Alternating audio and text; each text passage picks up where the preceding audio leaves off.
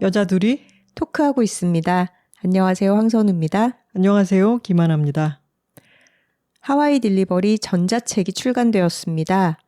저희에게 따로 문의 주신 분들도 계셨는데요. 특히 해외에 계신 톡토로 여러분들은 하와이 딜리버리를 이제 모든 플랫폼에서 전자책으로 이용하실 수가 있습니다.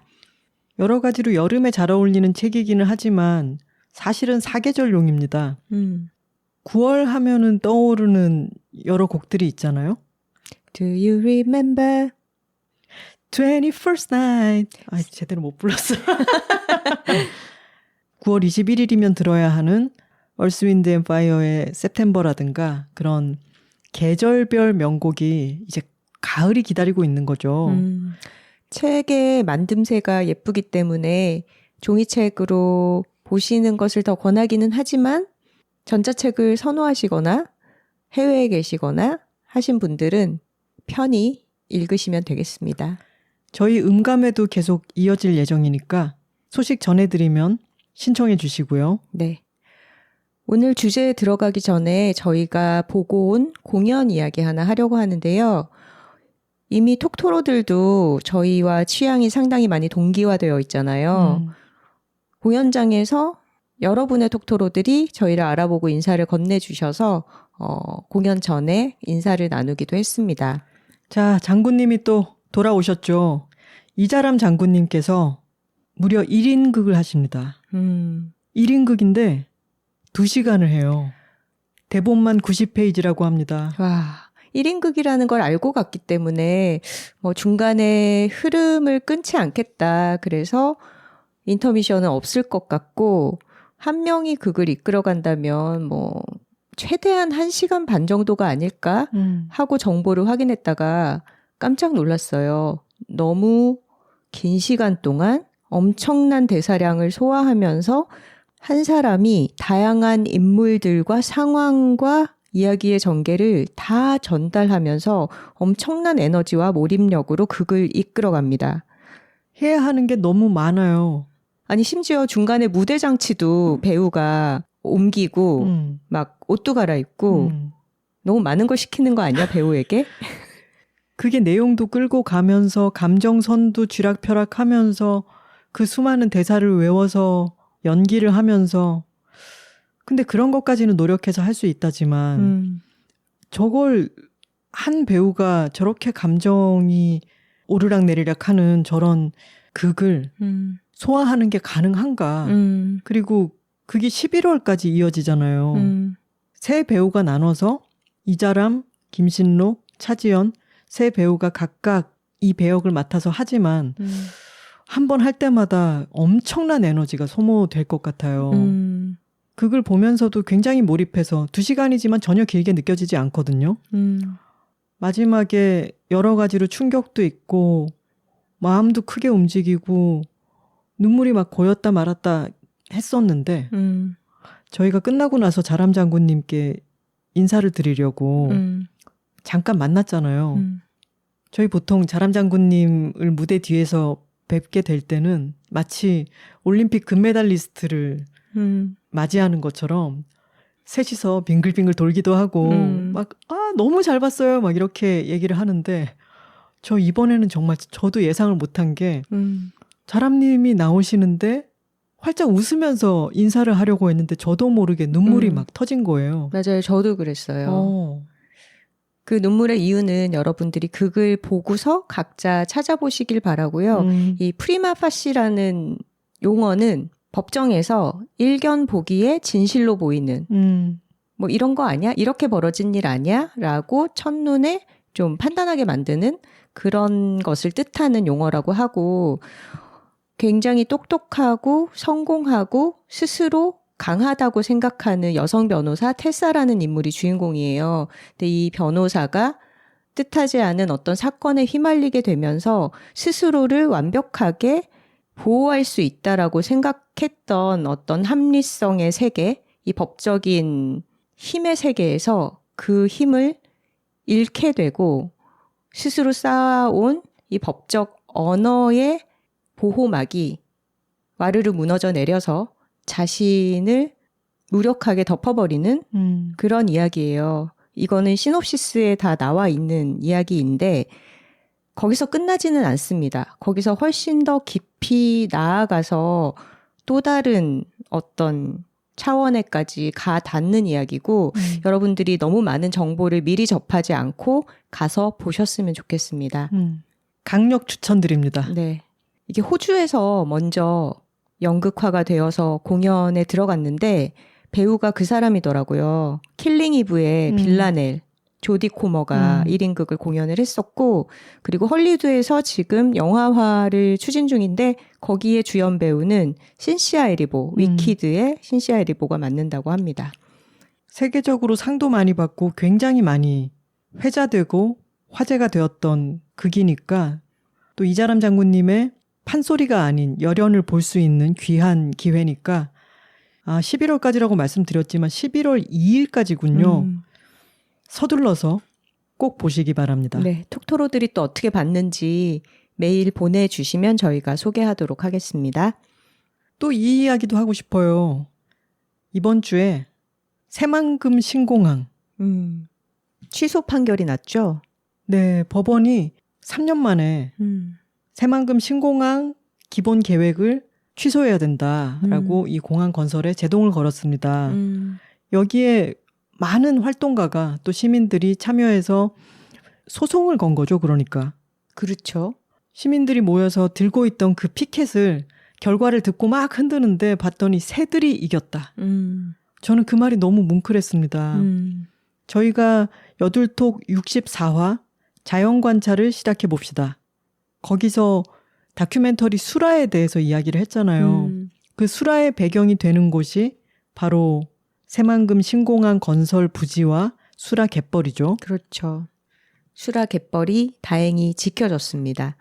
톡토로 여러분들도 앞으로 이 일이 어떤 식으로 전개되는지 관심을 놓지 않으셨으면 좋겠습니다. 자, 이번 주에는 여러분께 꼭 소개해드리고 싶은 전시가 있어서 네. 그 이야기를 해볼까 합니다. 좋은 걸 좋다고 말하기 여둘톡 159화는 중요한 이름 힐마 아프 클린트입니다. 톡깔 한번 할까요? 여, 둘, 톡토로 톡토로 톡! 파워, 파워, 파워, 파워! 저희가 새만금 신공항 취소 소식을 알려드리면서 시작을 했는데 공교롭게도 이 전시가 열리고 있는 곳이 또 철새 도래지로 오랫동안 철새들이 찾는 곳이었어요. 지금 그곳에 현대미술관을 아주 크게 지어서 그 뒤로 생태계가 어떤 식으로 변화하고 있는지 조금 걱정이 되기도 합니다. 부산 현대미술관입니다. 어디 있냐면 을숙도에 있어요. 을숙도는 부산에서부터 서쪽으로 낙동강변이죠. 김해공항 가는 길이에요. 거기를 저는 10수년 전에 제가 새 보러 이렇게 좀 다니던 때가 있었거든요. 전문적인 건 아니지만. 새 보러 다닌다 그러니까 되게 재밌다. 부동산 임장 다녀요 뭐 이런 것처럼 새 좀 보러 다니고 있어요. 지금은 이렇게 버드와칭을 하는 분들이 많이 계시잖아요. 맞아요. 톡토로들 중에도 조류 톡토로들도 계시고 탐조하시는 분들이 아주 많죠. 그래서 이 조류 도감도 많이 나오고 같이 탐조를 하기 위한 여러 모임들도 많지만 그때는 저는 잘은 모르고 근데 새들이 오는 광경을 보고 있으면 그게 딱 중년 들어갈 때랑 뭔가 정서가 맞거든요.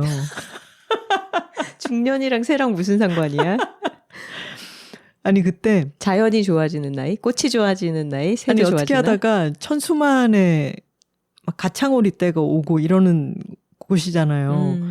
새를 보러 갔는데 그 낙조와 함께 새들이 무리지어가지고 이렇게 텅 빈 논에서 날아오르고 이런 거를 봤더니 내 마음의 풍경과 이게 뭔가 조응을 하는 거예요. 그때가 이제 막 중년이 되어갈 무렵이었던 것입니다. 지금 근데 너무 어리고 젊은 많은 분들이 새에 관심을 가지고 또 탐조를 취미로 하고 계신데 맞아. 당시에 제가 거기에 익숙하지 않고 그렇게 느꼈었다는 거죠. 얼리 버드 워처였구나. 살짝 그랬습니다. 그래서 엄마랑 같이 을숙도에 철새를 보러 갔어요. 그때가 이번 현대미술관 가기 전에 처음이자 마지막이었는데 선우 씨는 을숙도 가본 적 있어요? 일부러 갔다기보다는 김해공항 왔다 갔다 하면서 지나고 그랬던 것 같아요. 근데 이제 어릴 때부터 부산 사람들한테는 여기가 철새 서식지다라는 게 머릿속에 각인이 되어 있었죠. 엄마랑 거기 내려서 차문을 탁 닫는데 저는 그때 봤던 광경을 잊을 수가 없어요. 백로 4인 가족이 물론 이는 아니겠죠. 저 눈앞에서부터 이렇게 날아와서 엄마와 저의 머리 위로 백로의 그 배를 그렇게 가까이 본 게 너무 신기했어요. 날개도 다 펴면은 엄청 길잖아요. 근데 머리 위로 낮게 그렇게 백로 4마리가 너울너울 날아서 앞에서부터 뒤로 이렇게 파란 하늘을 배경으로 날아가는데 우리가 저기 공항 근처 가면은 비행기 밑에 들어가게 되는 것처럼. 그치. 김포 근처에 사는 어린이들은 비행기를 배 부분을 그린다고 하잖아요. 근데 그 광경이 너무 아름다워서 와, 철새 도래지라더니 정말 내가 이렇게 잊을 수 없는 이런 장면을 보게 되는구나 해서 굉장히 설렜었어요. 근데 그때 거기 한쪽에 이렇게 쌍안경 같은 게 있고 철새를 볼 수 있는 곳이 있었는데 새들이 그렇게 많지가 않고 그때의 백로 배를 봤을 때 느꼈던 그런 감흥은 바로 깨어지고 말았는데 왜냐하면 을숙도에 공사판이 엄청 크게 벌어져 있더라고요. 그 당시에도? 네. 그래서 막 윙윙거리는 소리가 들리고 뭔가를 다 갈아엎고 너무 시끄러웠어요. 그래서 아니 여기는 철새도래지고 굉장히 조용히 이 자연을 보호해야 되는 곳 아닌가? 그리고 부산에서는 허가를 내주지 말아야 할 곳에 건축 허가를 내주는 경우가 너무 많기 때문에 LCT 자연경관도 다 엉망진창이 되고 이 부패한 정치인들이 도시를 많이 망가뜨리고 있거든요. 그래서 엄마랑 그때 엄청 욕을 했었다고요. 여기다가 또 뭘 짓게 허가를 내준 놈들이 나쁜 놈들이다. 뭘 지으려고 이러느냐 막 이랬는데 그때 공사 중이던 건물이 완공이 된 게 이 부산 현대미술관인 거예요? 그런 것 같아요. 자, 이 건물의 탄생에 대해서 저희가 논의를 하려는 건 아니고 일단 지어진 곳이니까 또 많은 사람들이 가서 이용을 하는 게 좋겠죠. 저희가 지구를 위한 한 가지 편에서 얘기했던 것처럼 엄격한 비건이지만 소가 이미 죽었기 때문에 고기를 남기지 않기 위해서 먹는다라고 접근했던 김한미 작가님처럼 우리도 어찌 됐건 간에 건물이 지어졌고 그러면은 그 건물을 이유 없이 자연만 해치면서 지어 놓는 것보다는 이왕 지어진 건물을 잘 활용하는 게 좋겠죠. 이왕 지어진 건물에 이 배경을 알고 또 활용은 하는 게 좋겠죠.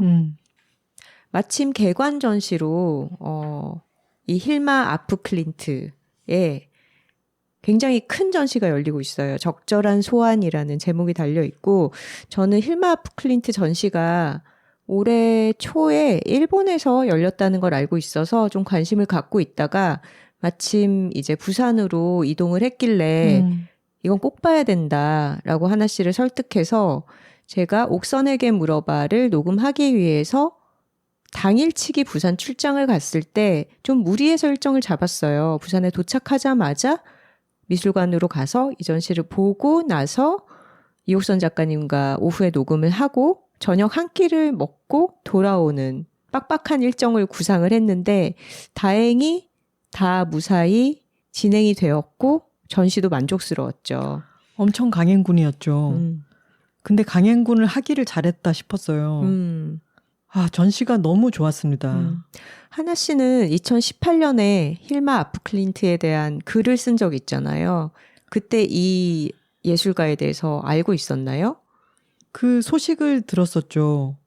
이런 생소한 이름의 여성 화가가 있었고 굉장히 많은 작품을 남겼고 그게 놀랍게도 추상미술 작품인데 우리는 학교 다닐 때 칸딘스키, 몬드리안, 말레비치 이렇게 배우잖아요. 추상미술 3대장. 근데 그 3대장이라고 배운 사람들보다 더 먼저 엄청난 그 추상미술의 세계를 구축했던 그런 여성 화가가 있었다는 게 굉장히 놀라운 소식으로 당시에 굉장히 시끄러웠어요. 왜냐하면은 구겐하임에서 힐마 아프 클린트의 대규모 전시를 열면서 굉장히 홍보도 많이 했겠죠. 그리고 이 이야기가 얼마나 드라마틱합니까. 그 소식이 저한테도 전해졌고 당시에 너무나 수많은 여성들의 이름이 지워진다라고 하는 것을 뭐 일하는 여성들이면은 다 2010년대 2018년경에 그런 분위기에 대해서 잘 알고 있겠죠. 각자가 일하고 있는 데서 느끼는 것들도 있었을 테고 뭔가가 부글부글 일어날 때였어요. 그래서 나도 이 전시를 너무 보고 싶고 이렇게 굉장한 세계를 만들었지만 완전히 잊혀진 그런 여성 화가가 있었다는 것에 대해서 제가 글에 언급을 했던 적이 있어요. 그리고 그 대규모 전시가 세계적으로 계속 반향을 일으키고 있다는 것은 드문드문 들렸는데 저는 부산에 온 거는 선우 씨 때문에 알았어요. 근데 우리가 추상미술에 대한 어떤 자료를 찾아보거나 아니면 뭐 곰브리치 서양미술사 이런 책을 봐도 힐마 아프 클린트라는 이름이 없어요. 왜냐하면 칸딘스키보다 먼저 추상미술을 시도하고 세상에 내놓았지만 본인이 살아있던 그 20세기 초반에는 철저하게 외면받았던 거예요. 그렇기 때문에 알려지지 못했고 인정받지 못하고 있다가 이제 사후에 그리고 본인이 죽을 때도 조카에게 유산을 다 남기면서 내가 죽고 나서 20년 동안은 내 작품들을 개봉하지 말아라 라고 한 거예요.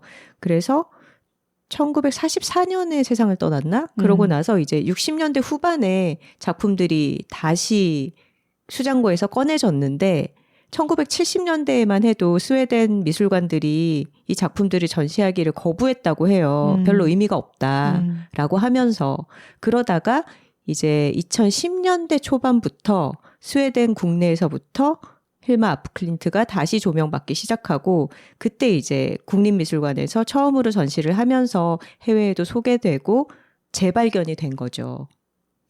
제가 아까 본 책에는 1980년대 어떤 전시가 있었다고. 80년대 미국에서 전시가 있었는데 그거는 이제 인간의 정신세계에 대한 작품들을 모아서 소개하는 그런 그룹전, 기획전 같은 거였고 힐마 아프 클린트라는 사람 자체를 집중적으로 조명하는 회고전 같은 거는 2010년대에 들어서 본격적으로 열렸다고 해요. 2018년 이후로 지금 7년 정도가 지났죠. 말하자면 세계적으로 아주 핫한 전시입니다. 굉장히 중요한 이름이고요. 제가 그때 그 글을 썼을 때 위키피디아를 찾아보면 아직도 칸딘스키가 추상미술의 선구자라고 나와 있다 라고 썼었는데 7년이 지나서 오늘 다시 한번 위키피디아를 확인해 봤더니 여전히 그렇게 적혀 있더라고요. 근데 한글 페이지에는 아예 없었고 지금 영어 페이지를 다시 찾아봤더니 나와 있네요. 그리고 칸딘스키 앞에 나와 있습니다. 그러니까 역사라는 게 정말 다시 쓰이는 거죠. 한글 위키피디아도 수정을 해야겠죠. 부산 현대미술관이 규모도 아주 크고 저희는 평일 낮에 갔더니 관람객이 많지 않아서 아주 쾌적하게 전시를 볼 수가 있었습니다. 근데 철새 서식지인 섬에다가 미술관을 지어놓으니까 어떻겠어요. 주변에 높은 건물이 하나도 없거든요. 땡볕이 아주 자결을 하더라고요. 맞아. 그때 진짜 뜨거웠다. 네. 그날 저희가 오후에는 옥선에게 물어봐를 녹음해야 돼서 시간이 많이 충분하지는 않았지만 그래도 너무 쫓기는 시간 배분도 아니었어요. 하지만 결국 저희는 좀 늦고 말았는데 왜냐하면 생각보다 전시가 너무 좋았기 때문입니다. 저는 제가 힐마 아프 클린트에 대해서 여러 정보들을 접했을 때 왠지 내가 관심 있는 여러 가지 것들이 다 거기 모여 있을 것 같은 느낌은 들었었어요. 근데 가서 전시를 봤더니 너무 압도적이었습니다. 영성 이런 거 김하나 취향이잖아. 상징, 신지학 아니에요? 방금 지금 눈빛이 날 무슨 사이비로 몰아가는 듯한. 아니에요. 그러니까 추상화가인데 이 사람이 신지학에 굉장히 심취했던 사람인 거예요. 그러니까 19세기 말 20세기 초까지 유럽에서 굉장히 유행했다고 하는데 인간의 영혼이 실제로 존재한다. 그러니까 보이는 세계 이면에 영성의 세계라는 것이 거대하게 존재한다라는 거를 학문적으로 접근하려는 시도가 신지학이라고 볼 수 있겠죠? 지금 시각에서는 조금 이상하게 느껴지지만 당시에는 정말 많은 사람들이 신지학에 빠져들었고 모임을 갖기도 하고 강령술 같은 것도 많이 있었잖아요. 왜 아가사 크리스티 소설 같은 거 보면은 사람들이 모여가지고 막 강령술을 하고 유령이 나타나고 이런 것들도 자주 있고 요즘의 작가지만 코니 윌리스 책에도 강령술에 대한 얘기가 많이 나오는데 당시에는 그게 무슨 사이비 종교 같은 그런 게 아니라 진지한 학문과 모임의 일종이었던 것 같아요. 힐마 아프 클린트는 1862년에 스웨덴에서 태어났고 정식 미술 교육을 왕립미술 아카데미에서 받은 사람입니다. 당시 여성으로서는 드문 일이라고 하죠. 근데 그런 얘기도 있더라고요. 남자들은 왕립학교에 가면은 학비를 안 내는데 여자들은 학비를 다 내야 했대요. 아, 그래요?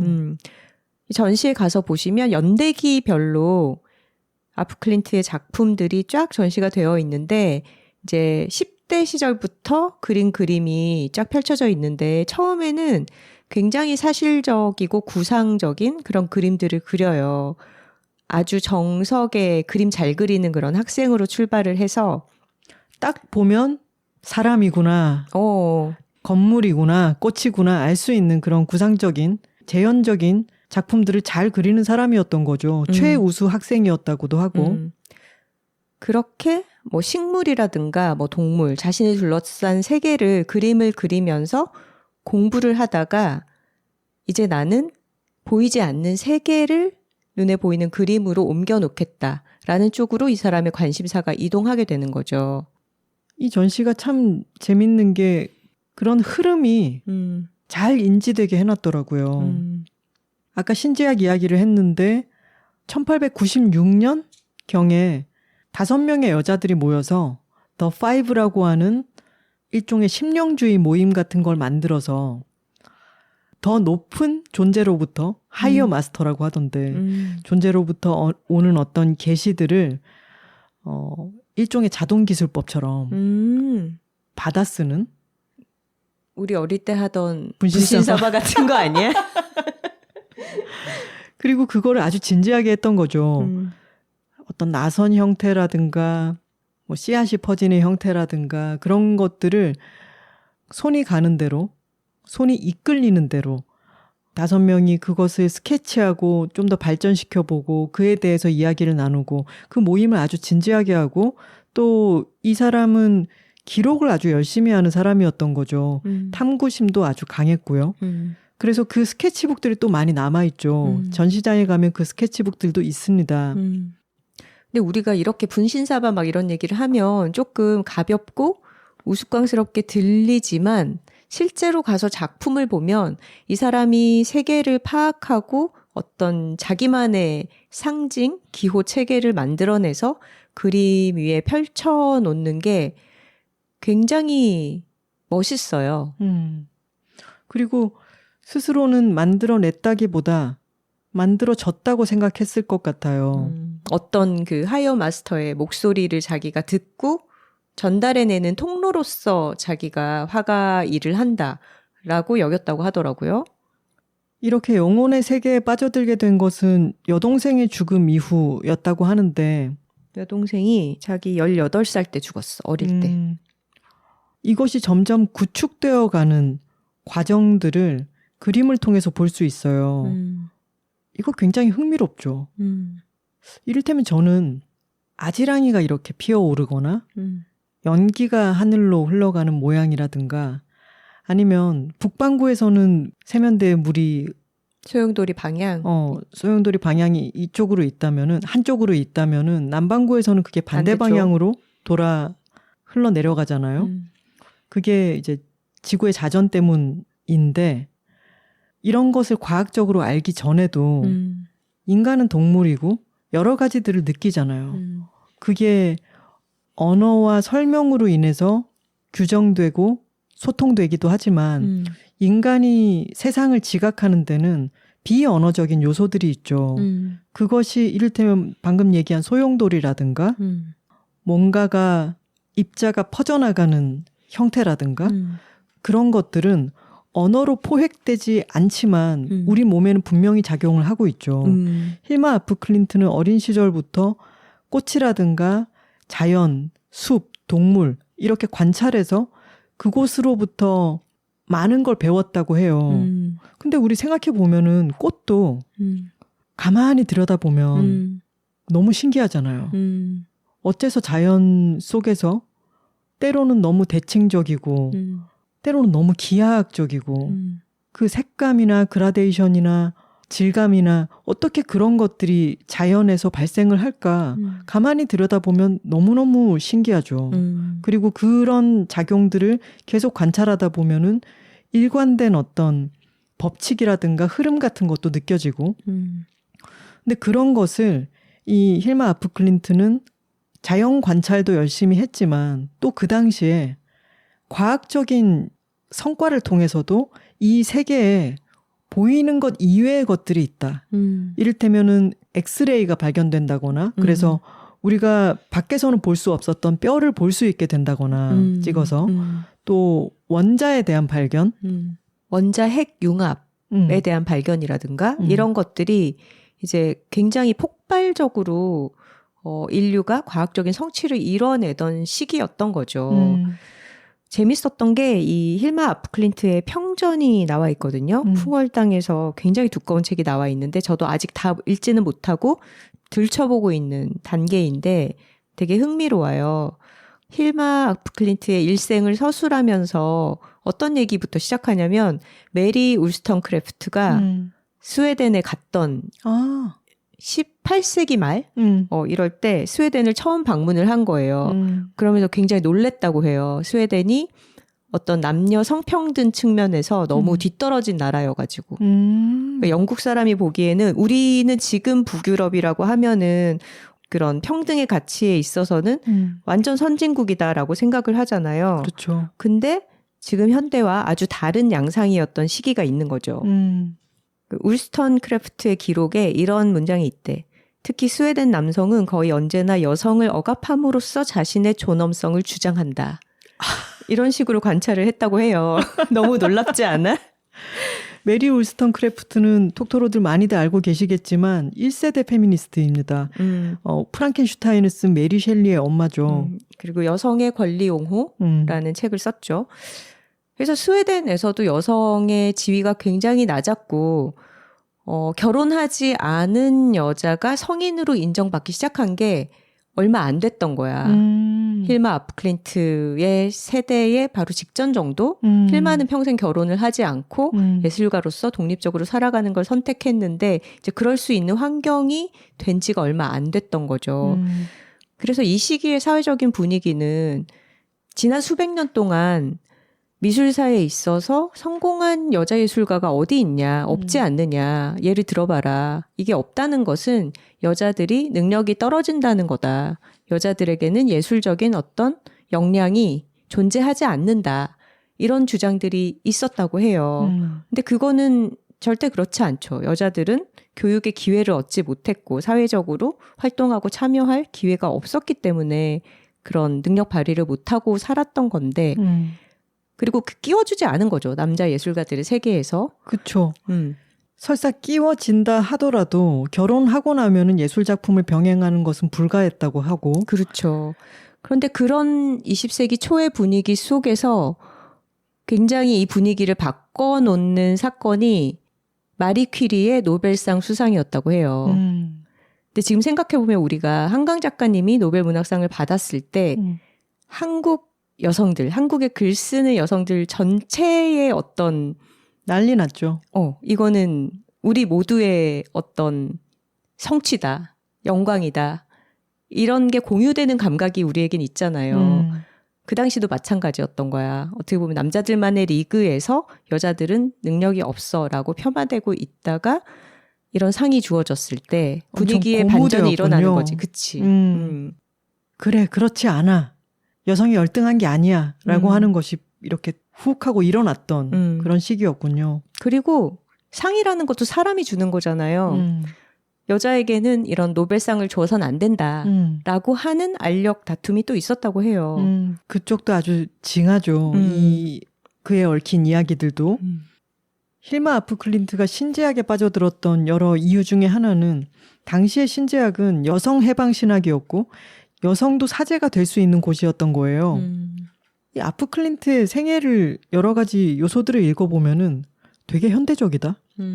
당시에 육식을 거부하고 채식주의자였고 결혼을 거부했고 결혼과 가정의 행복은 내 운명이 아니다라고 선언했던 독립적인 예술가였고 또 그러면서도 지금도 그 노동 가치가 인정되지 않아서 결혼하지 않은 여성들에게 많이 부과되곤 하는 돌봄 노동. 힐마 아프 클린트도 어머니를 오랫동안 돌봤죠. 이건 이제 현대적이라는 부분이 아니라 이 사람의 생애가 가지고 있는 여러 요소들이 지금까지도 우리가 이야기할 거리가 너무 많은 거죠. 그리고 요즘의 여성들에게 많이 와닿을 수밖에 없네요. 여러 가지 점들이. 힐마 아프 클린트는 과학에 대해서도 굉장히 관심이 많았고 과학과 영성 이 두 가지를 굉장히 파고들었습니다. 그리고 계속해서 왕성한 작품 활동을 했죠. 부산 현대미술관에 가면요. 이 전시를 여러분들이 꼭 가서 보셔야 하는 이유는 물론 그 전시의 여러 작품들의 구성도 아주 훌륭해요. 근데 그 중에서도 가장 압도적인 관람 경험은 텐 라지스트라고 불리는 초대형 작품 10점이 일렬로 걸려있는 벽이 있습니다. 이것은 그 전시장의 여러 조건도 맞아떨어져야 이것을 그렇게 볼 수 있겠죠. 높이가 3m 20cm예요. 가로가 2m 40cm입니다. 아, 진짜 대작인데 10개 작품의 연작 시리즈이고 이걸 이렇게 한 공간에서 널찍하게 늘어놓고 볼 수 있는 경험은 흔치 않을 것 같아요. 그리고 이 작품을 정말 빨리 그렸다고 하죠. 이거는 근데 도판으로 보는 것과는 완전히 별개의 다른 경험이에요. 그 방에 들어가서 그때 관람객이 별로 없었기 때문에 그 방에 우리 둘만 있었을 때도 있었죠. 그림을 왼쪽 끝에서부터 오른쪽 끝까지 이렇게 일별하려고 해도 고개가 이렇게 돌아가는데 그 가운데쯤 서서 양쪽을 이렇게 보면 너무 기이한 우주에 들어가 있는 것 같아요. 맞아요. 그리고 이 10개의 대작, 연작은 어떤 생명의 일대기를 유년에서부터 노년까지 시기별로 그린 작품 연작이거든요. 그래서 이 그림들이 걸려있는 방에서 작품을 보고 있으면 내가 그림을 본다라기보다 어떤 시공간 안에 머무른다라는 느낌이 강력하게 나를 관통하고 지나갑니다. 제 키가 160이 안 되는데 160이 안 되는데 하면 159 같잖아요. 시끄러. 그냥 이 작품의 가로만 하더라도 240이란 말이죠. 어떤 인간의 키보다 이 가로 길이가 이미 더 긴 거예요. 세로 길이는 3m 20이면은 여러분들이 그냥 상상하는 것보다 어마어마하게 크죠. 근데 이것을 그리려면은 상상을 해보세요. 한 눈에 이 그림을 담고 구성을 할 때도 뒤로 떨어져 나왔다가 다시 앞으로 갔다가 하면서 그려야 되잖아요. 근데 이것을 세울 수가 없으니까 바닥에 눕혀놓고 아주 커다란 붓으로 그렸단 말이에요. 그러면 한눈에 이것을 보려면 높은 곳에 올라가지 않으면 이게 보이지가 않으니까.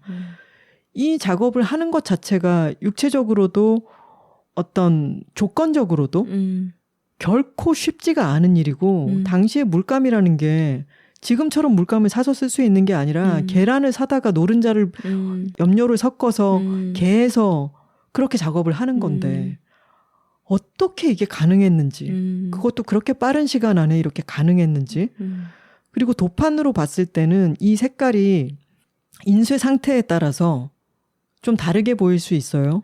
근데 실제로 가서 보시면은 색감도 너무너무 아름답습니다. 맞아요.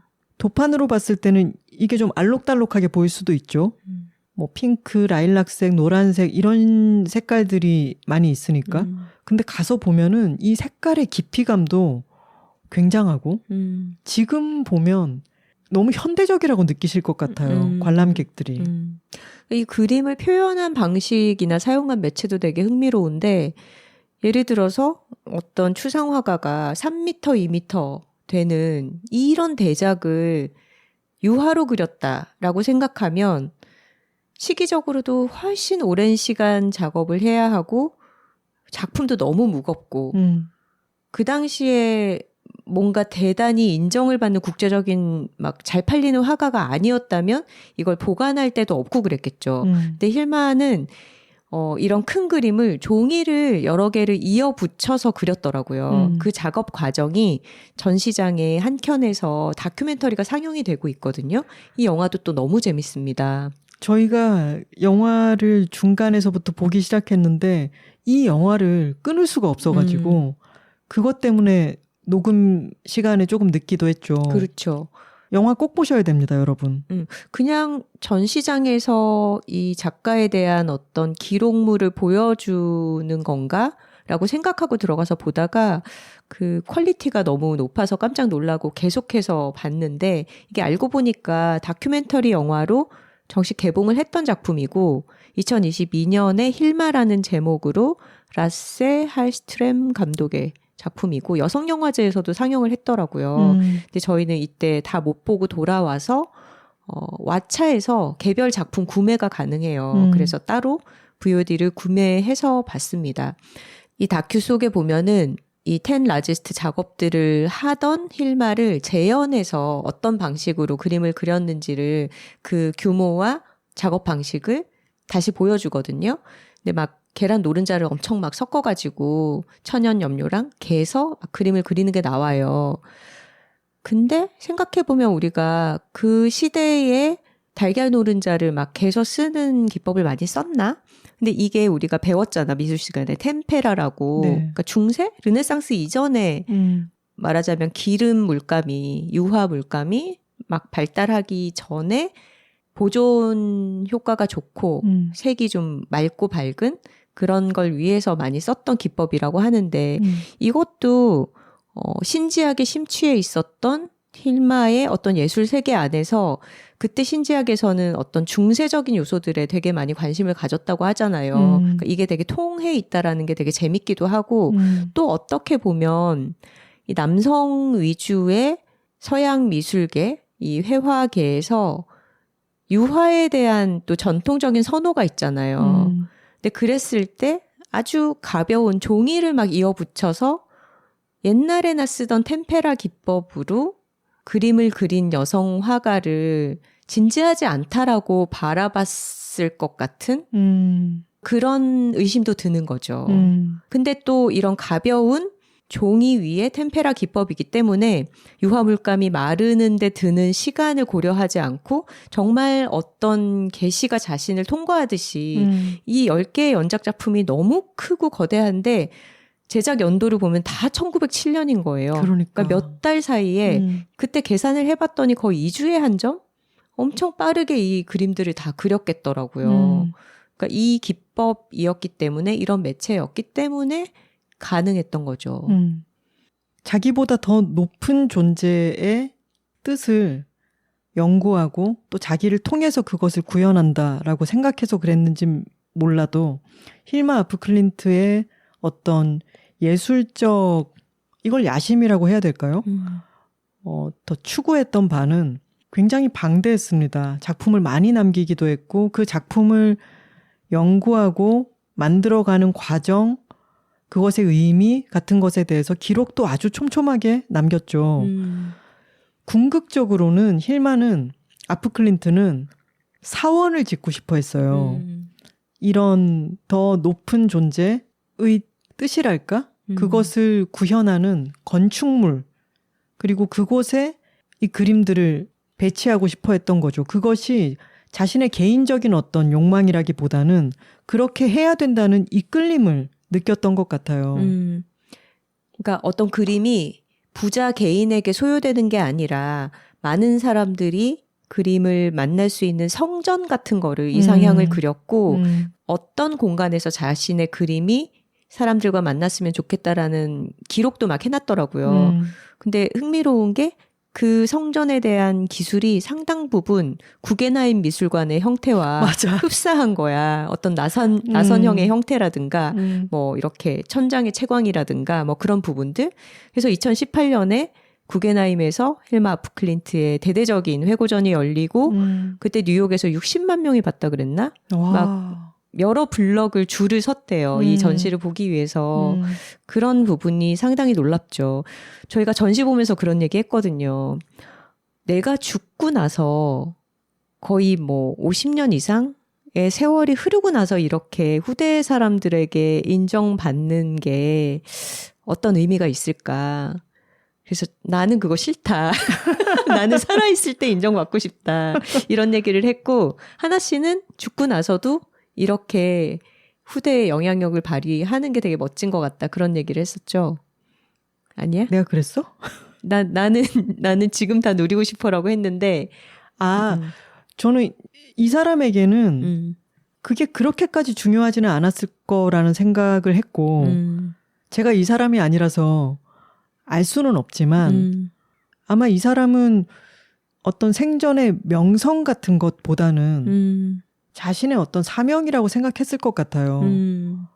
근데 그렇다고 해서 이 사람이 고유한 개성을 가진 개인이기도 했으니까 또 전시를 해서 사람들에게 이것을 많이 보이려고 했는데도 당시에 뭐 평단이라든가 여러 반응들은 정말 싸늘했다고 하죠.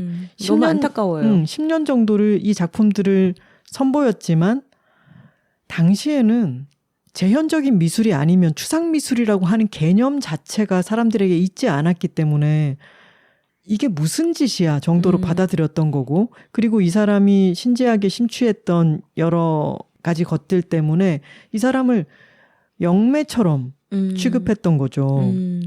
좀 말하자면 귀신 씨나라 까먹는 소리 하는 사람처럼 이 사람의 여러 연구와 작품의 성과 같은 것을 아주 폄하했던 거죠. 전시를 보시면 아까 얘기했던 초대형 작품들이 걸린 벽도 있고 또 그 성전을 위한 그림들, 연작들이 있고요. 또 아주 인상적인 것은 백조가 걸려있는 방입니다. 이 백조 시리즈 너무 좋았어요, 저는. 백조와 흑조가 마치 그 에른스트 애셔 맞나? 애셔. 애셔 그림처럼 대칭적으로 마주보고 있는 구상적인 그림에서부터 시작해서 그게 어떻게 추상의 단계를 거치는가. 그리고 이 두 마리의 백조 또는 두 세력, 힐마 아프 클린트가 이런 말을 했더라고요. 세상이 발전하려면 훌륭한 딜레마가 필요하다. 마치 그것의 상징처럼 두 세력이 어떻게 서로 영향을 미치고 융합했다가 또 떨어져 나가고 서로 영향을 주고받고 다른 존재로, 다른 양상으로 변화하고 나아가는가를 그 한 벽의 작품들을 통해서 유추할 수가 있는데 그것도 너무너무 흥미롭습니다. 무슨 음과 양 같기도 하고 태극의 이 휘몰아침 같기도 하고 굉장히 멋져요. 어떤 작품은 또 아주 기하학적이기도 하고. 맞아요. 그 재단화 시리즈도 좀 그렇잖아요. 재단화는 아주 구조적인 어떤 기하학적인 형태의 배치를 통해서 구성을 만들어내는 그런 연작 시리즈인데 얼스 윈드 앤 파이어 LP 자켓 같은 그런 맞아요. 이미지들도 있고. 아니면 뭔가 이 프로그레시브 락밴드 맞아요. 앨범 커버 같은 뭐 그런 연작인데 이 연작 시리즈들마다 어떤 같은 문제의식 안에서 펼쳐내는 시각적인 그 변형들, 베리에이션이 아주 풍부하고 볼거리가 많습니다. 그래서 이 작가의 작품 세계, 정신 세계가 진짜 단순하지 않구나. 엄청 깊이가 있다라는 거를 전시장을 쭉 흘러가면서 느끼게 됩니다. 맞아요. 그리고 그 색감의 조화라는 것도 정말 범상치가 않은데 나름의 정교한 논리를 가지고 색 배합도 점점 달라져 가는데 놀랍게도 너무 예뻐. 그리고 질리지 않고 지금 봐도 색조합이 너무 세련됐어요. 맞아요. 여러 가지로 놀라운 전시였습니다. 저는 저랑 여러 관심사가 아주 많이 겹치는 사람이라고 생각했어요. 저도 보이지 않는 세계에 대해서 관심이 많고 인간의 영성 같은 데도 관심이 많고 과학적 지식에도 관심이 많고 그리고 그것을 언어 외적인 것으로 표현하고 발전시켜 가는 것, 상징의 세계 이런 여러 가지들이 저의 핵심 관심 분야이기 때문에 이것이 비언어적으로 집대성되어 있는 이 전시 전체가 저에게는 취향의 박격포를 맞은 것 같은 느낌이었달까? 아프 클린트가 기록을 정말 많이 했잖아요. 작품뿐만이 아니라 뭐 스케치라든가 노트를 아주 방대하게 남겼는데 되게 신박하다고 생각했던 게 자기 작품들이 크니까 이제 이거를 갖고 다니면서 보여줄 수가 없고 어떤 전시를 더 하고 싶은데 사람들에게 소개하고자 하는 목적으로 작품의 작은 카탈로그 같은 걸 만들었더라고요. 그러니까 그때는 이제 흑백 사진을 찍을 수 있을 때였으니까 작품을 흑백으로 사진을 찍어서 붙이고 그거를 맞아요. 조그맣게 자기가 채색한 그림을 옆에다가 또 그린 거예요. 그래서 카탈로그로 갖고 다닐 수 있게. 그러니까 어떤 사람들은 이 아프 클린트에 대해서 굉장히 좀 폄하를 하면서 그 당시에 진지하게 작품 활동을 했던 사람이 아니라 그냥 취미로 그림을 그렸고 별로 자신의 작품을 세상에 공개하고자 하는 의지가 없었다. 이런 근거를 대는 사람들도 있었다고 해요. 근데 그걸 반박하는 자료가 되겠죠. 그리고 그런 게 존재하지 않던 시대에 어떤 아날로그 썸네일 같은 걸 발명한 거잖아. 그렇지. 이런 게 너무 재밌어. 그리고 기록 덕후들에게는 그것 자체가 굉장히 볼만한 뭔가예요. 정교하기도 하고 너무 꼼꼼하잖아요. 그러니까. 그리고 이 작품은 공개해도 좋다. 하면 안 된다라는 거를 다 기록을 해서 남겼고. 힐마 아프 클린트에게는 일종의 후원자 역할을 하는 여성 친구도 있었던 것 같고 이 사람이 죽고 나서 작품을 지금까지도 관리하고 있는 후손들이 있죠. 영화를 보면은 그 후손이 직접 출연을 해가지고 작품을 보관하고 있는 방식에 대해서도 보여주는데 그것도 정말 대단한 일인 것 같습니다. 이렇게 방대한 분량의 작품과 기록들을 그 후손들이 관리하는 것만 해도 굉장히 큰 일이잖아요. 근데 생전에 전혀 빛을 보지 못했던 자신의 이상한 할머니가 남긴 기록들을 작품이라고 하는 것은 여러 습도라든가 화재도 예방해야 되고 여러 가지들이 신경 쓸 게 많잖아요. 근데 그것을 잘 보존해 왔고 관리해 왔다는 것도 이것은 정말 축복이 아닐 수 없습니다. 근데 그렇기 때문에 아프 클린트가 또 미술계에서 화제가 늦게까지 안 되고 있었던 거기도 할 거예요. 왜냐하면 어떤 작품이 각광받고 뭔가 갤러리에 의해서 의미부여를 받으면서 막 비싸게 팔리면서 이 작가가 더 스타가 되잖아요. 그러니까 그런 과정이 없었던 거지. 이 조카에게 다 유산으로 물려주고 몇십 년 동안은 공개하지 말아라라고 했기 때문에 뒤늦게 이렇게 조명을 받게 되는 게 아닐까 싶기도 해요. 어떤 각도에서 봐도 정말 흥미로운 예술 세계고 또 일생이고 전시가 아닐 수 없습니다. 저는 다시 보러 가고 싶기도 하고 이 전시가 추석 연휴 지나서 10월 26일까지거든요. 톡토로 여러분들이 많이들 보셨으면 좋겠어요. 추석 때 부산이나 인근 지역으로 가족을 만나기 위해서 방문하시는 분들은 부산 현대미술관에 한번 들러보시면 좋겠습니다. 그리고 전시가 마치는 10월 26일이 힐마 아프 클린트의 생일이더라고요. 의미 있네요. 이 사람의 생애를 보면 참 뭐랄까요. 이 전시의 소개 리플렛을 보면은 제목이 힐마 아프 클린트 적절한 소환이에요. 소환이라고 하는 말을 쓴 것은 이 사람이 여러 강령술이라든가 신지학에 빠져 있었으니까 어떤 혼을 소환하는 것 같잖아요. 힐마를 불러오기 위해서 생일날 전시를 마치는 건가? 그걸 맞추진 않았겠죠. 근데 소환이라고 하는 말을 이 사람의 관심 분야와도 어울리는 말이기 때문에 썼을 테고 또 이 사람은 미술의 역사에서 완전히 배척되었던 사람이었고 이 수많은 작품들이 다 사장될 뻔했었잖아요. 사람들에게 끝내 드러나지 않았을 수도 있죠.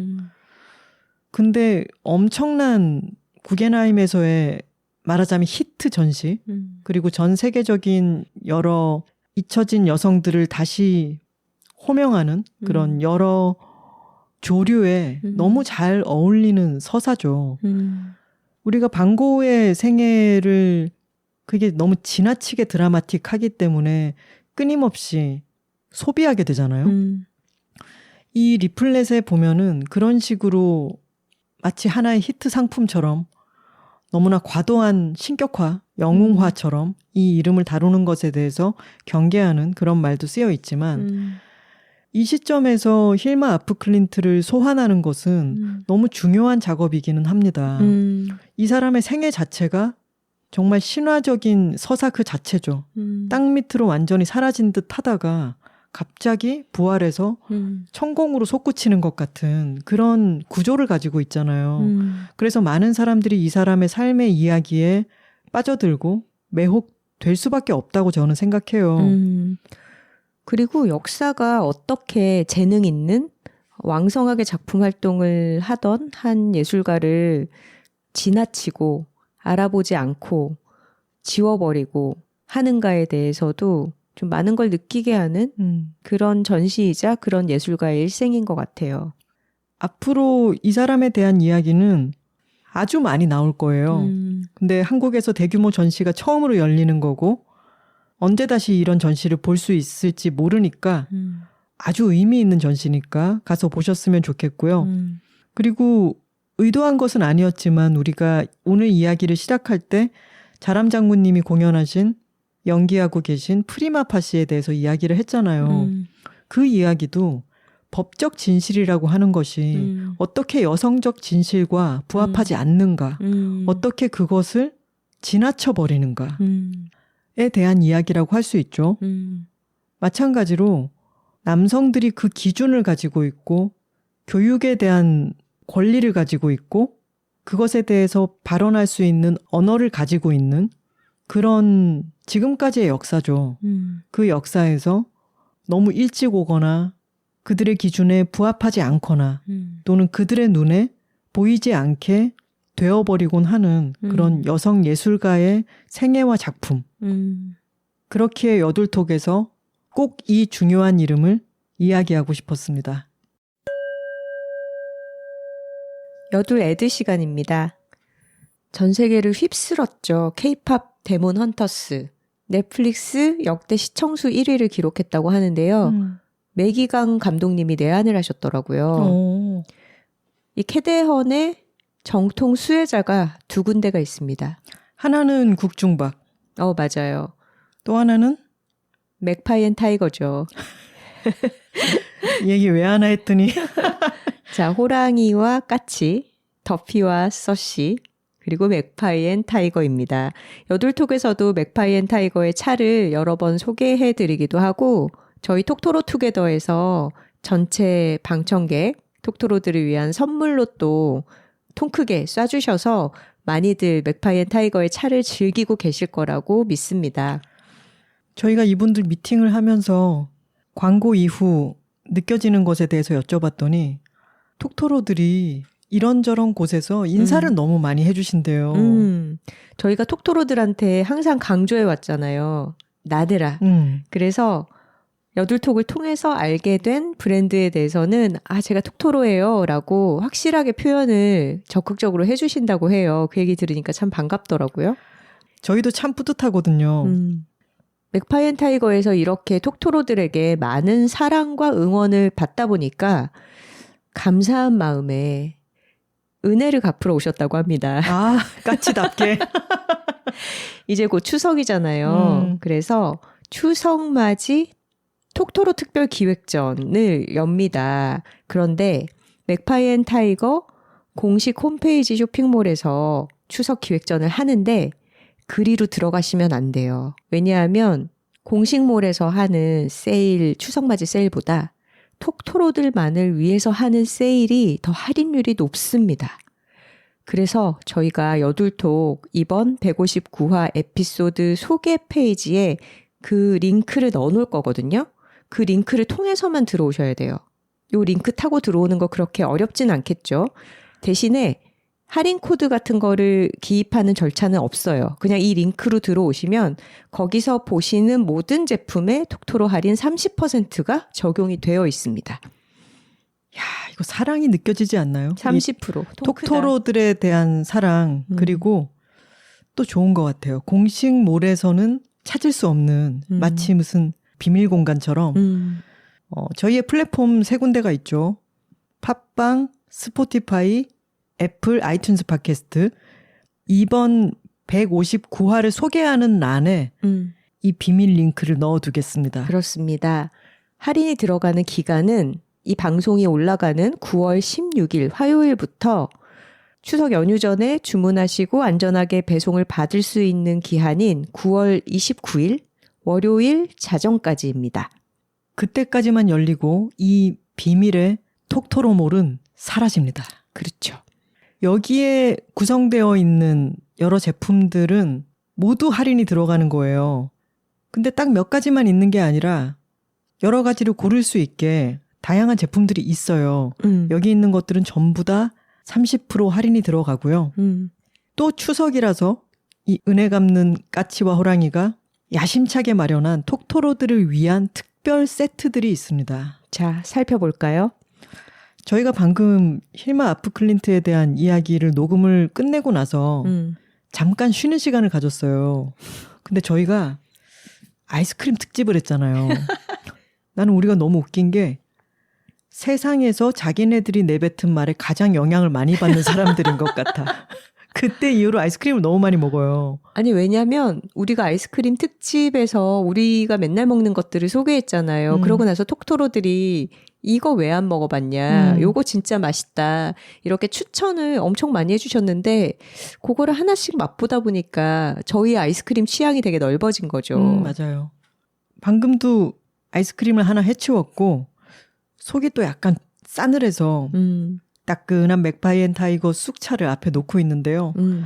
방금 아이스크림 할인점에 가서 또 느낀 것은 말차 아이스크림이 정말 많다는 겁니다. 전 세계적으로 말차가 대유행인 거 알고 계시죠? 그렇죠. 요새 인스타그램 열면은 추천 영상으로 그 말차 격불이라 그러죠. 거품 내는 거? 이렇게 흔들어서 거품 내는 그 영상이 정말 많이 뜨더라고요. 요새 유행어가 퍼포머티브 메일이라고 말하자면 설정남 같은 말이죠. 한 손에는 말차 라떼를 들고 줄 이어폰을 끼고 뭐 이렇게 전시를 보러 간다든가 하는 남성들을 약간 놀리듯이 쓰는 표현인데 저는 근데 설정남들 좋아하는 것 같아요.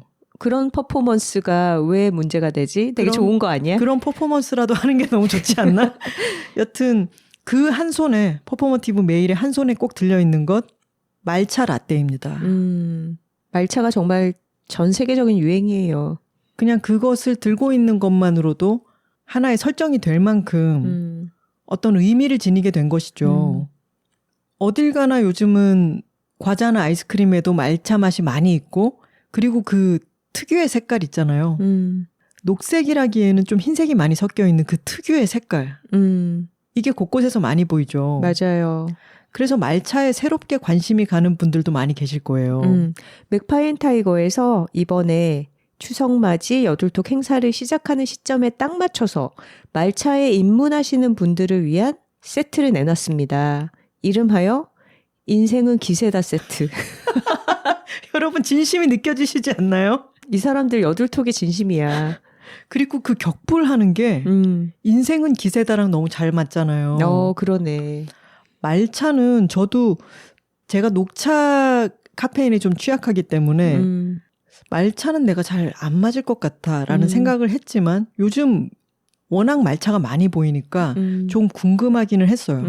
하지만 말차를 밖에서 사 먹는 게 아니라 집에서 맛을 보려면 도구들이 거기에 맞는 게 필요하잖아요. 맞아요. 우선 가루를 뜰 수 있는 차시가 필요하고 그리고 그 가루를 털어놓고 물을 부어서 이제 거품을 내는 그릇, 다완이 필요하죠. 보통 다완이라고 하는 것보다 말차용은 좀 둥글고 깊어요. 그러니까 이게 좀 따로 있어야 되잖아. 그리고 그 손에 쥐고서 흔들어서 거품을 내는 왜 대나무 이렇게 쫙쫙 갈라진 모양의 약간 솔처럼 도구. 보이는. 그걸 차선이라고 하더라고요. 요 정도가 있어야지 말차를 즐길 수 있는 거죠. 그리고 말차가루가 있어야겠죠. 맥파이 앤 타이거에서 바로 지금 저희가 언급한 모든 것을 딱 모은 세트가 출시되었습니다. 인생은 기세다 세트.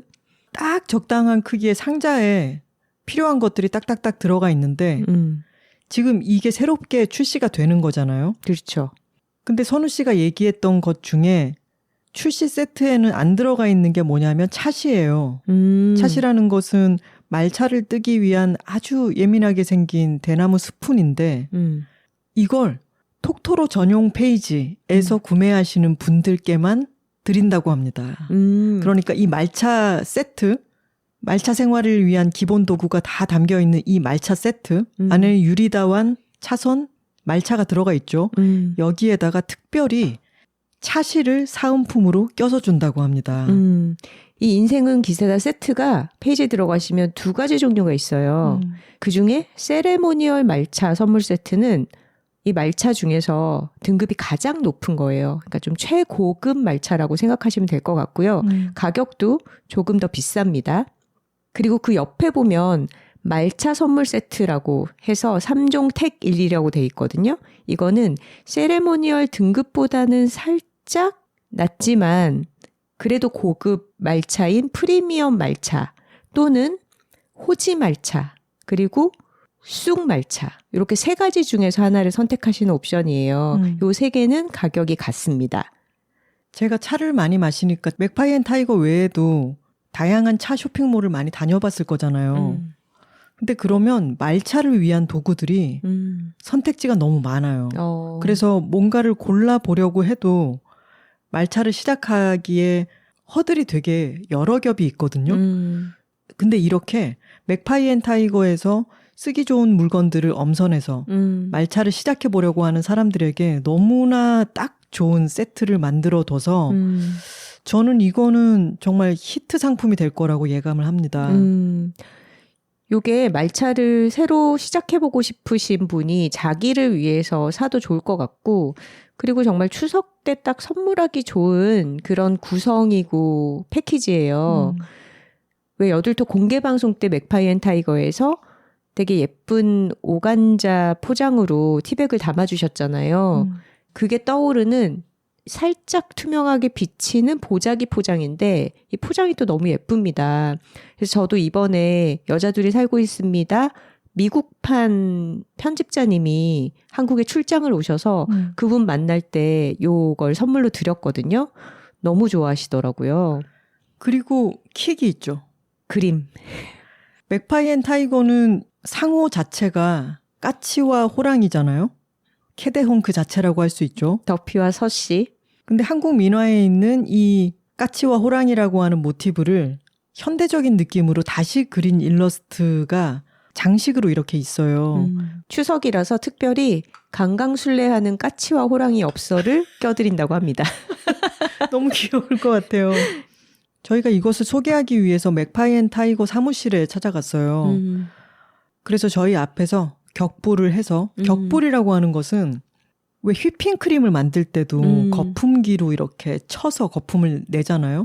말차는 아까 얘기했던 차선이라고 하는 대나무 일종의 솔 같은 것으로 이 가루차를 착착착 쳐서 고운 거품을 내서 부드럽게 마시는 게 포인트잖아요. 이게 칠격, 맑게 떨칠 불의 조합이더라고요. 그래서 격불한다라고 하면은 말차를 거품을 일으키도록 이 차선으로 친다라고 하는 뜻이죠.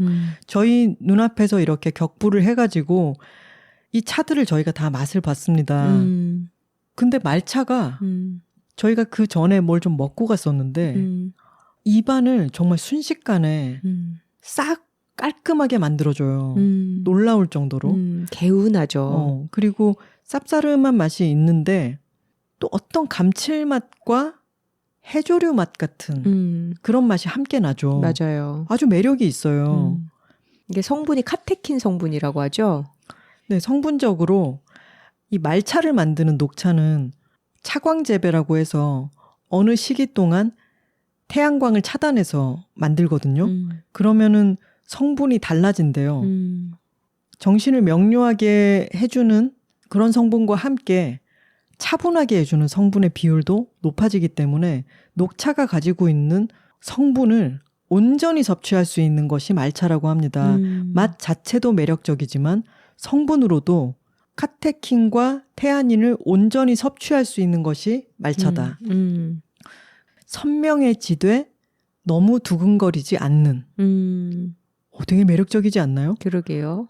그래서 맥파이 앤 타이거의 타이거님은 러닝을 하기 전에 말차를 격불해서 딱 마시고 뛰기 시작한다거나 어떤 집중을 해야 되는데 막 심장이 너무 두근거리고 흥분하는 것과는 달리 내 몸속에서의 어떤 작용도 말차가 주는 분명한 효용이 있는 것 같아요. 근데 이 말차 격불이라는 게 전문가가 해주셔서 마셨을 때는 쌉싸름함과 구수함과 거품의 부드러움과 이런 게 조화롭게 어우러져서 참 맛있게 마셨는데 집에 와서 저희가 해보니까 쉽지 않더라고요. 실패를 여러 번 했습니다. 거품을 좀 이렇게 빠르게 힘차게 저어가지고 풍성한 거품을 낸 다음에 이제 이거에 뜨거운 물을 섞거나 아니면 우유를 섞어서 마시면 되는 거죠. 온도도 맞춰야 되고 양도 맞춰야 되고 격불도 해야 되고 이러니까 초보자들에게는 이게 약간의 숙련을 필요로 하는 거죠. 근데 이 번거로운 과정 자체가 재미인 것 같아요. 매력이 있어요. 도구도 딱 갖춰야 되고 물 온도도 펄펄 끓는 물이 아니라 60도로 맞춰야 되고 그걸 또 빠르게 사선으로 막 휘저어서 거품을 일으켜야 되고 이 모든 과정이 귀찮다면 굉장히 귀찮은 일이잖아요. 근데 그렇게 해서 한 잔을 마실 때 이 맛이 아침과 굉장히 잘 어울려요. 아침에 맞습니다. 정신을 깨우고 이런 어떤 행위를 통해서 나의 하루를 정성스럽게 시작하는 의식 같은 것. 그래서 이 말차의 고급 라인의 이름을 세레모니얼이라고 붙이셨구나 싶기도 하더라고요. 이 말차계에서는 말차를 3등급으로 분류하고 첫 번째 등급을 세레모니얼, 두 번째 등급을 프리미엄이라고 붙이는 게 통용된다고 하더라고요. 근데 이게 정확한 과학적인 분류라기보다는 조금은 자의적인 부분이 있다라고 설명을 해주셨죠. 그리고 맥파이 앤 타이거의 독특한 말차들이 있죠. 호지 말차와 쑥 말차입니다. 쑥 말차는 여러분 드셔보신 적 있으세요? 쑥차도 맥파이 앤 타이거에서 처음 마셔봤어요. 아니, 왜냐하면 쑥이라고 하면 좀 맛이 상상이 되고 그게 내가 그렇게까지 좋아하지 않는다라고 생각했는데 지금 저희가 쑥차를 마시고 있잖아요. 향긋하면서도 부드럽고 밀키한 그런 맛의 쑥차입니다. 근데 이게 쑥 말차로 마셨더니 진짜 매력이 있더라고요. 분명히 우리가 아는 쑥향인데 또 그 쑥향이 아니야. 우유랑도 너무 잘 어울리고 고소하기도 하고. 내가 시골에서 알던 쑥이 상경에서 굉장히 세련돼졌어. 세련된 우리 쑥이가 돼서 나타난 거야? 쑥아 이랬는데 성공했어. 나 쑥이야 이렇게 나타난? 쑥 말차가 좀 향긋하면서 쌉싸름한 게 매력적이라면 호지 말차는 굉장히 고소합니다. 맞아요. 맥파이 앤 타이거 페이지에서는 이렇게 설명하고 있어요. 들기름과 초콜릿의 고소한 단맛. 근데 이 설명을 읽고 보니까 들기름 향 났죠. 맞아요. 그 맛이 다시 떠오르네요. 호지차를 평소에 좋아하시던 분들이면 호지 말차도 또 색다르게 즐길 수 있는 그런 형식이 될 것 같아요. 호지 말차와 쑥 말차는 저희가 라떼로 먹었는데 약간의 단맛을 가미해서 먹는다고도 하고요. 정말 매력이 있습니다. 녹차를 재료로 하는 말차에 비해서는 호지차는 카페인이 덜하고 쑥차는 카페인이 없으니까 이것도 또 다른 강점이라고 할 수 있죠. 각기 다르게 독특한 매력이 있어요.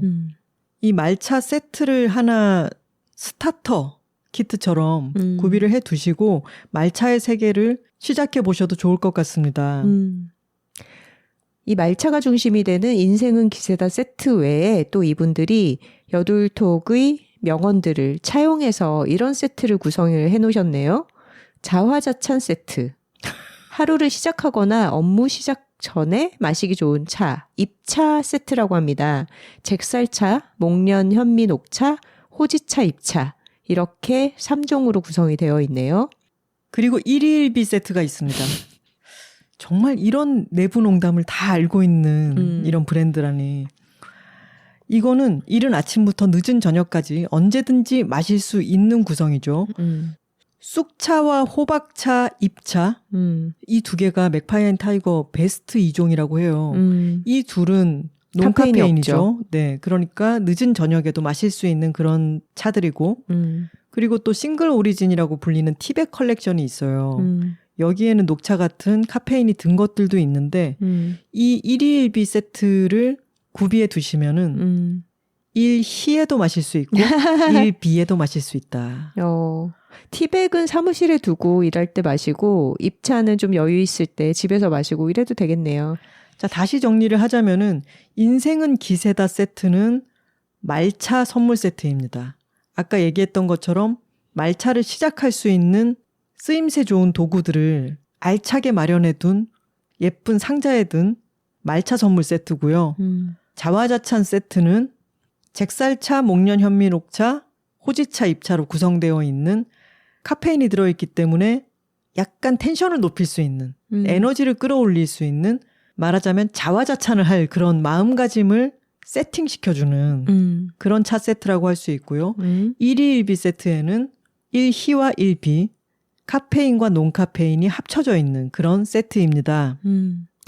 저희가 설명을 많이 드렸는데 사실 이 링크를 따라서 페이지에 들어가 보시면 이런 느낌이에요. 톡토로가 뭘 좋아할지 몰라서 우리가 다 가져왔어요. 사진을 보시면 이런저런 아주 다양한 구성으로 맥파이 앤 타이거의 차, 티백과 입차와 차 도구들을 정말 다양하게 갖다 놨거든요. 그래서 원하시는 구성을 뭔가 시도해 보시고 싶다 그러면 새롭게 구입도 해보시고 원래 먹던 거 떨어졌다 하면은 또 이번 기회에 저렴하게 채워 넣으시고 하면 되겠습니다. 스튜디오 토림의 티머그도 있네요. 요것도 원하시는 분들 많잖아요. 톡토로들. 우리가 매일 쓰고 있는 제품이죠. 뭐 사과 유리 다관, 표일배, 유리 서버 이런 거 저희 맨날 쓰고 있는 것들이 다 여기 들어가 있네요. 맥파이 앤 타이거 팀에서 겨울을 앞두고 도토리 저장하듯이 떨어진 차 이렇게 곳간에 채워넣는 느낌으로 이 세일을 활용하시면 되겠다라고 말씀을 하시더라고요. 아우, 추석이 아직 좀 남아있는데 마음이 벌써 풍성합니다. 차를 선물하는 마음은 상대의 안녕과 평안을 바라는 마음을 전하는 거잖아요. 그리고 그것을 나 스스로의 안녕과 평안을 바라면서 자기 자신에게 선물할 수도 있고요. 이 세일 기회 링크 타고 들어가서 놓치지 마시기 바랍니다. 30%.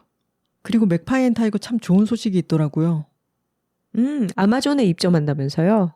그니까요. 이 운대가 이 까치와 호랑이라고 하는 이름을 지을 때 이런 날이 올 줄 알았을까요? 캐데언의 전 세계적인 열풍이 있을 때 마침 그 전부터 준비해서 아마존에 딱 들어가게 된다니 이 기운을 몰아서 좋은 성과 거두시기를 바랍니다. 네. 우리 외국에 계신 톡토로 분들도 10월 이후에는 아마존으로 주문해서 맥파이 앤 타이거 드셔보실 수 있겠네요. 한국으로부터 오는 까치와 호랑이 놓치지 마시기 바랍니다. 댓글 소개 시간입니다. 사연과 광고 문의는 W2토킹 W 숫자 2 talking@gmail.com으로 보내주시면 됩니다. 지난 158화는 옥선 없는 옥선에게 물어봐. 고민사연 10탄 편이었죠. 1012872님의 댓글을 읽어볼게요. 헤드폰 토로님의 사연에 대한 저희의 이야기를 듣고 써주신 글이에요. 네. 작가님들의 답변을 듣고 조금 벙찌는 부분이 있었어요. 마음을 열고 상담했더니 오히려 나를 돌아보라는 교장 선생님들처럼 들리기도 했어요. 자기가 하는 일을 좋아하며 할 수 있는 건 누구에게나 해당되지 않는 행운이라는 것을 알아주셨으면 합니다. 어떤 일이건 자기가 몸담고 있는 일에 시야를 넓혀 보다 주체적으로 일해보라는 뜻은 공감입니다만 사연을 들었을 때 글 쓴 분은 자기 몫의 일을 성실히 하시는 분 같았습니다. 단지 특별한 일에 대한 열정 같은 게 없어 스스로 고민하는 것 같아요.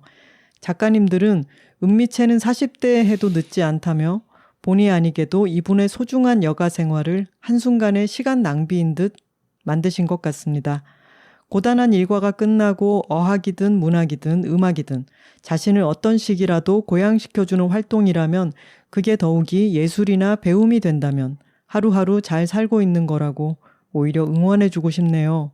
자기가 원하는 꿈을 향해 달려가고 그 꿈을 위해 일하는 것은 운과 노력이 들어맞은 소수의 경우라고 봅니다. 제각기 다른 환경에 맞춰서 그 안에서 최선을 다하는 모두 응원합니다. 스스로에게 부끄럽지 않도록 책임감 있게 일했다면 열정이 부족하다며 일을 더 넓은 시야에서 보라며 누구도 글쓴 일을 몰아칠 이유가 없습니다. 힘냅시다. 라고 하셨어요. 제가 이 댓글을 읽고 제가 맨 마지막에 은미채는 40대에서 추구해도 괜찮아요. 라고 얘기를 했잖아요. 제가 이 댓글을 보고 너무 미안한 마음이 들었어요. 저희가 사인회를 하거나 할 때 많은 이제 뭐 육아를 하는 톡토로님들이나 아니면 더 어린 톡토로들이 저도 작가님들처럼 은미채로 다양한 취미생활을 하고 싶은데 저는 그렇지를 못해서 뭐 이렇게 조바심이 난다 라는 식으로 이야기를 하면 저희가 그때 하는 말이에요. 은미채는 40대에서 시작해도 괜찮아요.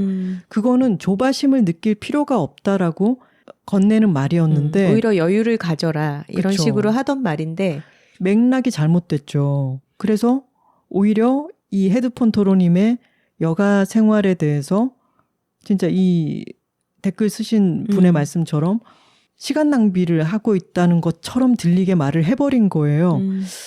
맥락이 잘못된 말은 잘못된 말이기 때문에 제가 이걸 왜 생각을 못했지? 자책을 하면서 이 부분을 지웠어요. 파일에서 수정을 해가지고 이거 수정해서 새로 업로드를 해야겠어. 얘기를 하고 있던 중에 헤드폰 토로님이 댓글을 달아주셨습니다. 안녕하세요. 사연 보낸 헤드폰 토로입니다. 제 앞에 소개된 사연의 팀장 톡토로님이 제 이야기를 듣고 너무 화나실까봐 해명하러 왔다가 저의 사연에 대해서 의견 남겨주신 분들이 많아서 놀랐어요. 팀장 톡토로님을 위해 덧붙이자면 저랑 업계도 다르시고 근무 인원도 달라 같은 회사는 아닌 것 같습니다. 이번 편 듣고 곰곰이 생각해 봤는데요. 댓글 달아주신 톡토로들의 의견도 맞고 하나선우 언니 의견도 맞아요.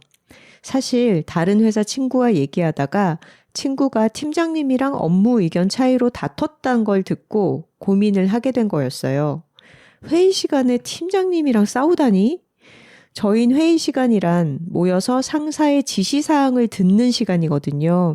그 정도로 업무가 루틴화되어 있고 조직 문화가 참 딱딱하답니다. 몇 번의 이직을 겪으면서 오고 싶던 기업에 입사한 거라 처음엔 열정도 갖고 아이디어도 내보았지만 그에 따른 고초를 겪고 나서 이렇게 버석버석해진 것 같아요. 설명하긴 길지만 업무 개선에 대해서 제안을 해봤다가 잘난 척 하지 마라. 그럼 네가 다 해라. 그런 반응을 듣기도 했어요.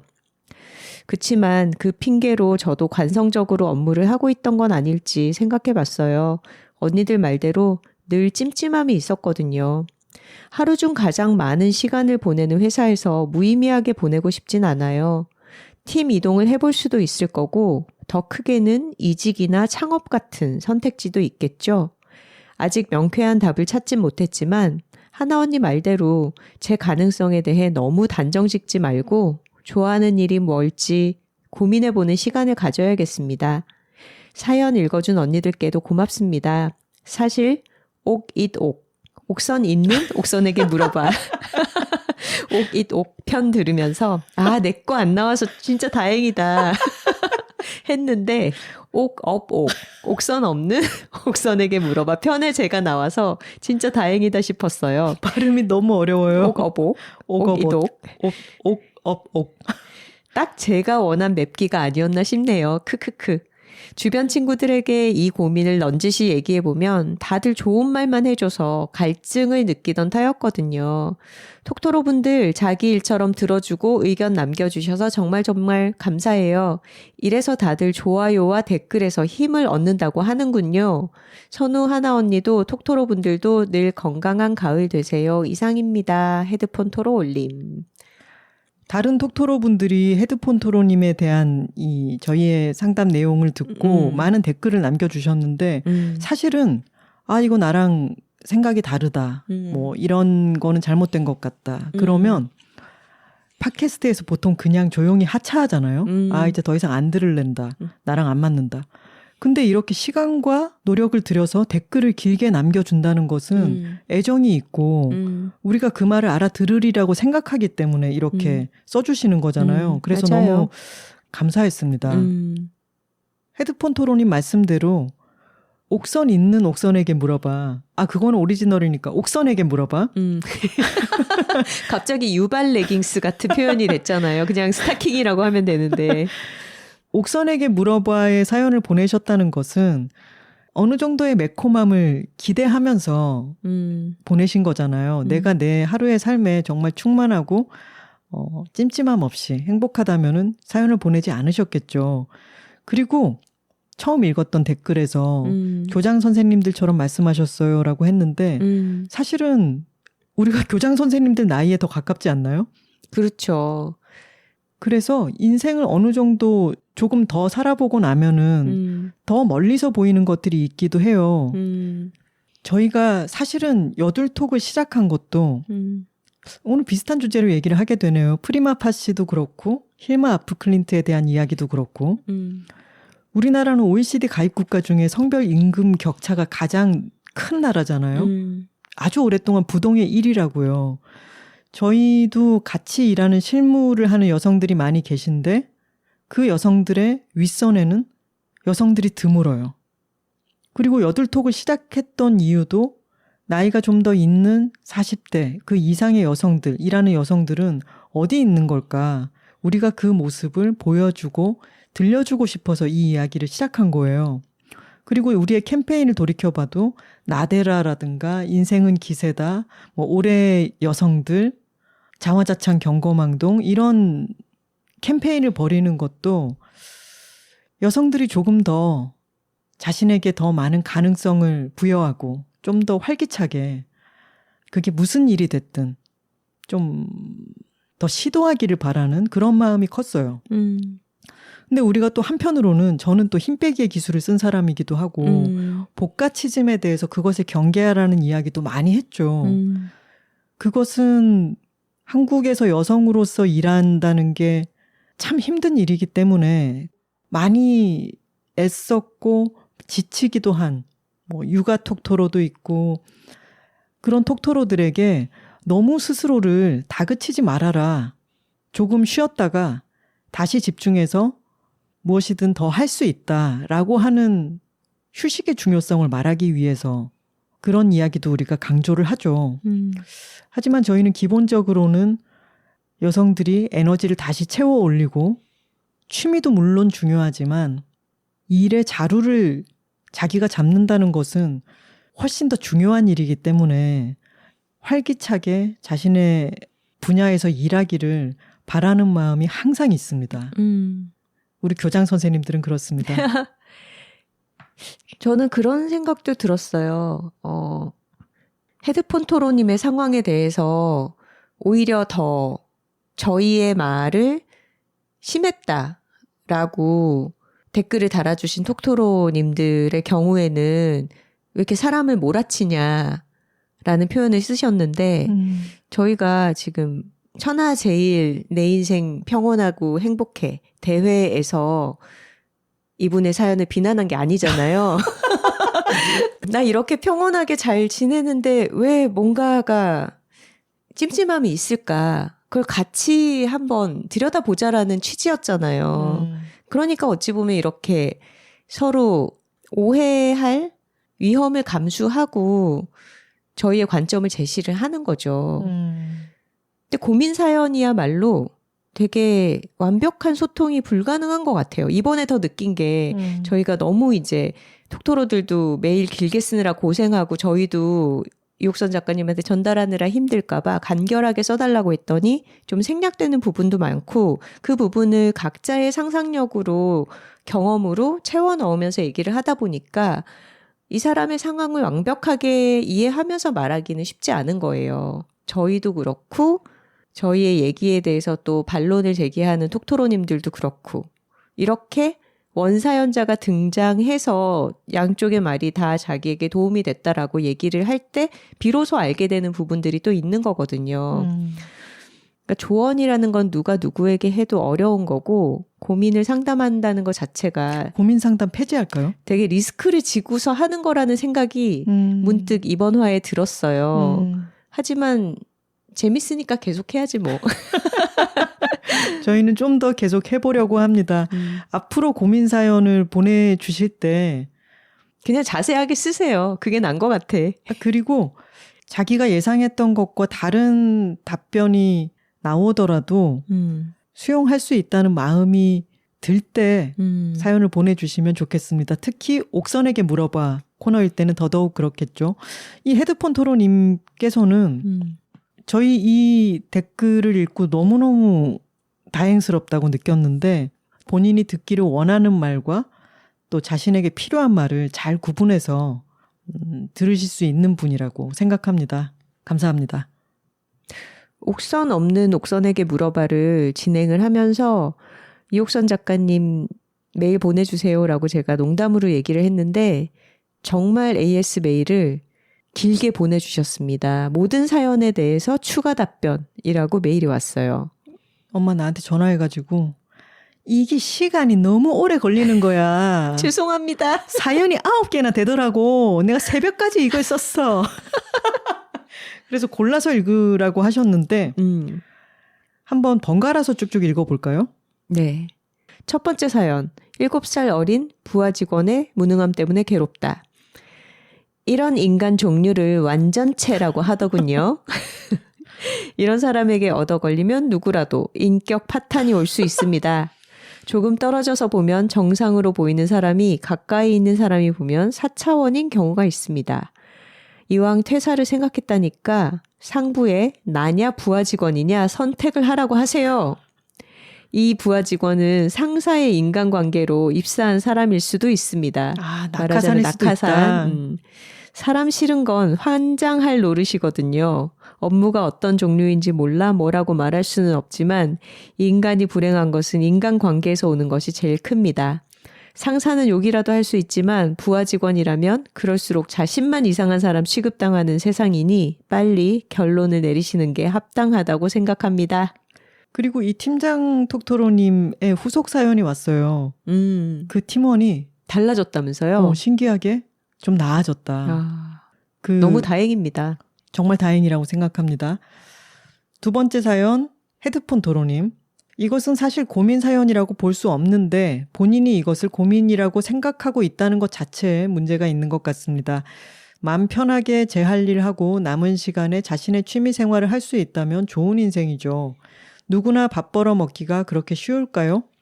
직장 생활이 별 힘들지 않고 그곳의 인간관계도 별 문제가 없다면 정말 다행한 경우 아니겠습니까?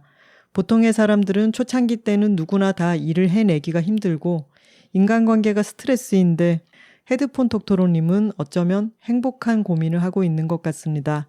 그러면서도 이렇게만 살아서는 뭔가 안 될 것 같은 느낌이 드니까 고민 사연을 보낸 것 아니겠어요? 그렇다면 당신은 그것 자체로 잘 살고 있다. 그냥 그대로 살아라 해서는 답변이 안 되겠으니까 다른 방향의 길을 제시한 것 같습니다. 한편으로 생각하면 자신의 커리어를 쌓아서 미래의 위치 같은 것은 생각하지 않는 것도 같고요.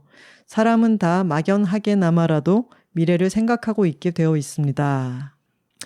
자, 세 번째 사연. 동남아 여행 사건이라고 요약을 하셨네요. 우선 여러분들 부모님을 모시고 몇 날 며칠이 걸리는 여행을 할 계획을 세우지 마세요. 성인이 된 자녀는 최대한의 시간이 1박 2일 정도입니다. 그러니 해외여행은 언감생심입니다. 세대가 다르면 일상적인 모든 것이 부딪힙니다. 쓸데없이 효자 코스프레 하다가 더 많이 다치고 내가 다시 부모님이랑 여행 가나 봐라 하는 생각을 가지고 돌아오기 일쑤입니다. 그러면 부모님은 다 좋아할까요? 아닙니다. 부모님도 많이 참습니다. 젊은 사람들은 자신이 참고 할 말을 다 못하고 있다고 생각하겠지만 부모 세대분들 이야기를 들어보면 또 다른 세계가 있습니다. 서로의 가치관이 다른데 의견의 일치를 보기는 난망이죠. 어렵단 얘기죠. 어차피 지금까지 형성되어 온 관계인데 뭐 크게 바뀔 것 같지 않으니 그쯤에서 적당하게 대처하며 지내시는 게 좋을 것 같습니다. 생각보다 사연이 많아서 길게 쓰고 있을 수가 없네요. 간단하게 몇 마디만 하겠습니다. 네 번째 사연, 친오빠와 엄마에 대한 이야기였죠. 사연자님의 사연 잘 들었습니다. 위로의 말을 전합니다. 엄마에게는 말하지 마세요. 말을 하셨더라도 엄마가 익명톡토로님의 무게만큼 받아들일지 알 수가 없어요. 왜냐하면 사연자님이 모든 것을 다 전할 수가 없기 때문에 엄마는 가능하면 별일 아닌 것처럼 가볍게 받아들일 테고 그러면 또 사연자님은 상처받을 수 있습니다.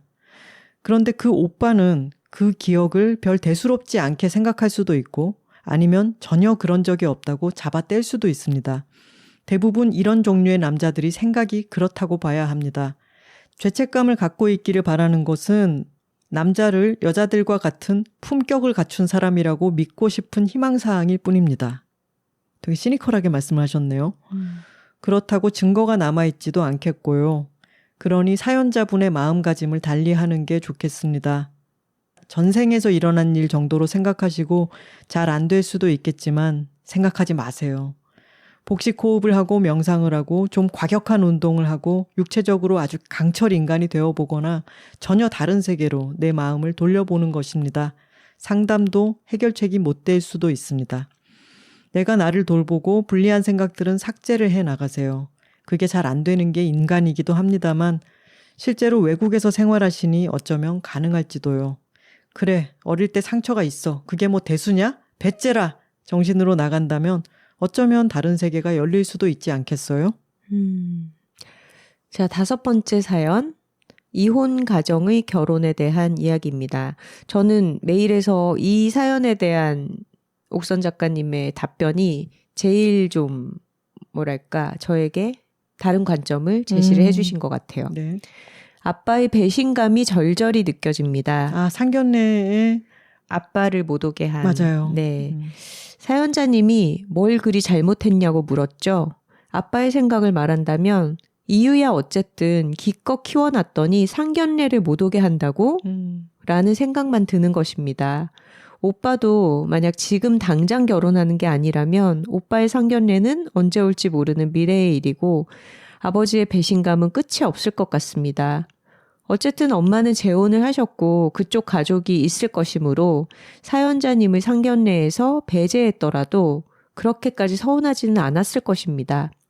사연자님이 엄마와 좋은 관계고 또 엄마는 경제적으로 힘들게 하지도 않았고 정신적 멘토라고 하지만 만약 입장이 바뀌어서 사연자님이 엄마랑 살면서 아빠는 간간히 만났다면 관계는 어떻게 됐을지 모르는 거거든요. 그러니까 가까이 지내는 가족과는 관계가 더 나빠지기 쉽다란 얘기죠. 사실 아빠는 엄마 욕을 할 수도 있지만 이혼했고 재혼까지 한 엄마가 자기 자식을 키워주고 있는 분에 대해서 험구를 늘어놓고 있을 처지는 아니라고 생각이 듭니다. 결혼식에 과연 두 분이 나란히 앉을 수 있을까요? 글쎄요. 엄마의 재혼 과정에서 좋아할지 알 수 없습니다. 이미 일은 일어났고 돌이킬 수 없습니다. 아빠의 마음이 풀릴 때까지 무릎이라도 꿇고 사과하겠다는 자세를 보이세요. 내가 뭘 잘못했는지 모르겠다니 우리 세대로서는 어이가 없네요. 아빠는 더 많이 화를 내실 권리가 있다고 생각하실 겁니다. 이래서 다양한 관점의 의견이 필요한 것 같습니다. 사연자님이 들으셨으면 좋겠네요, 이 부분을.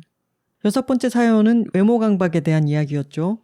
이 어머니께서는 늙는 것을 받아들이기 힘들어 하시는 것 같습니다. 어머니로부터 독립하시고 배우자에게 지적을 하는 것은 부부관계를 악화시키는 요인입니다. 그것이 어떤 종류이든지 간에 말이죠. 그리고 사람 참 안 변합니다. 잔소리로만 들릴 테니까 안 하는 게 좋습니다. 저희 엄마는 저희 아빠한테 잔소리 진짜 많이 하셨던 것 같은데. 아, 그래요? 잔소리라기보다 돌격 같은 거였죠. 포효 아니었을까요? 그리고 엄마에게 인정받고 싶은 욕구 같은 것은 나이가 들면 차츰 옅어집니다. 자, 7번째 사연. 첫 직장에서 폭력적인 상사의 안 좋은 기억을 갖고 계신 분이었죠. 첫 직장이라 쉽게 그만두는 사람으로 비칠까봐 빨리 그만두지 못한 거니 자신을 잘 돌보지 못했다는 자책을 하지 마시고 그나마 그때라도 그만둔 자신을 칭찬해 주세요. 맞습니다. 그때의 안 좋은 말이나 일들은 생각에서 지우세요. 그리고 그 대표 X를 입 밖으로 크게 욕을 해주세요. 저주도 하고요. 내 속이 시원해질 때까지. 맞습니다. 8번째는 K 장녀님의 사연이었습니다. 엄마랑 자주 만나지 마세요. 정신적으로도 독립하세요. 누구나 다 돌봄받고 잘 자라기만 할 수는 없어요. 주어진 환경에서 어떻게 해서라도 살아내기 위해서 여러 관계가 형성되기 마련이에요. 그러니 그때는 어쩔 수 없었다 생각하시고 지금부터는 내 페이스대로 가겠다는 작정을 하세요. 행여 아이를 낳아서 엄마에게 양육을 부탁하겠다는 생각은 마시고요. 꼭 엄마와 잘 지내야 한다는 생각을 가질 필요는 없습니다. 라고 저의 엄마가 말했습니다. 와. 자, 마지막 사연입니다. 경상도 부부가 과격하게 표현하는 그런 속에서 괴로운 딸의 얘기였죠. 이미 퉁명스럽게 감정을 주고받으며 지내온 사이가 형성되어 있는데 다정하게 지내는 사이가 되기는 어렵습니다.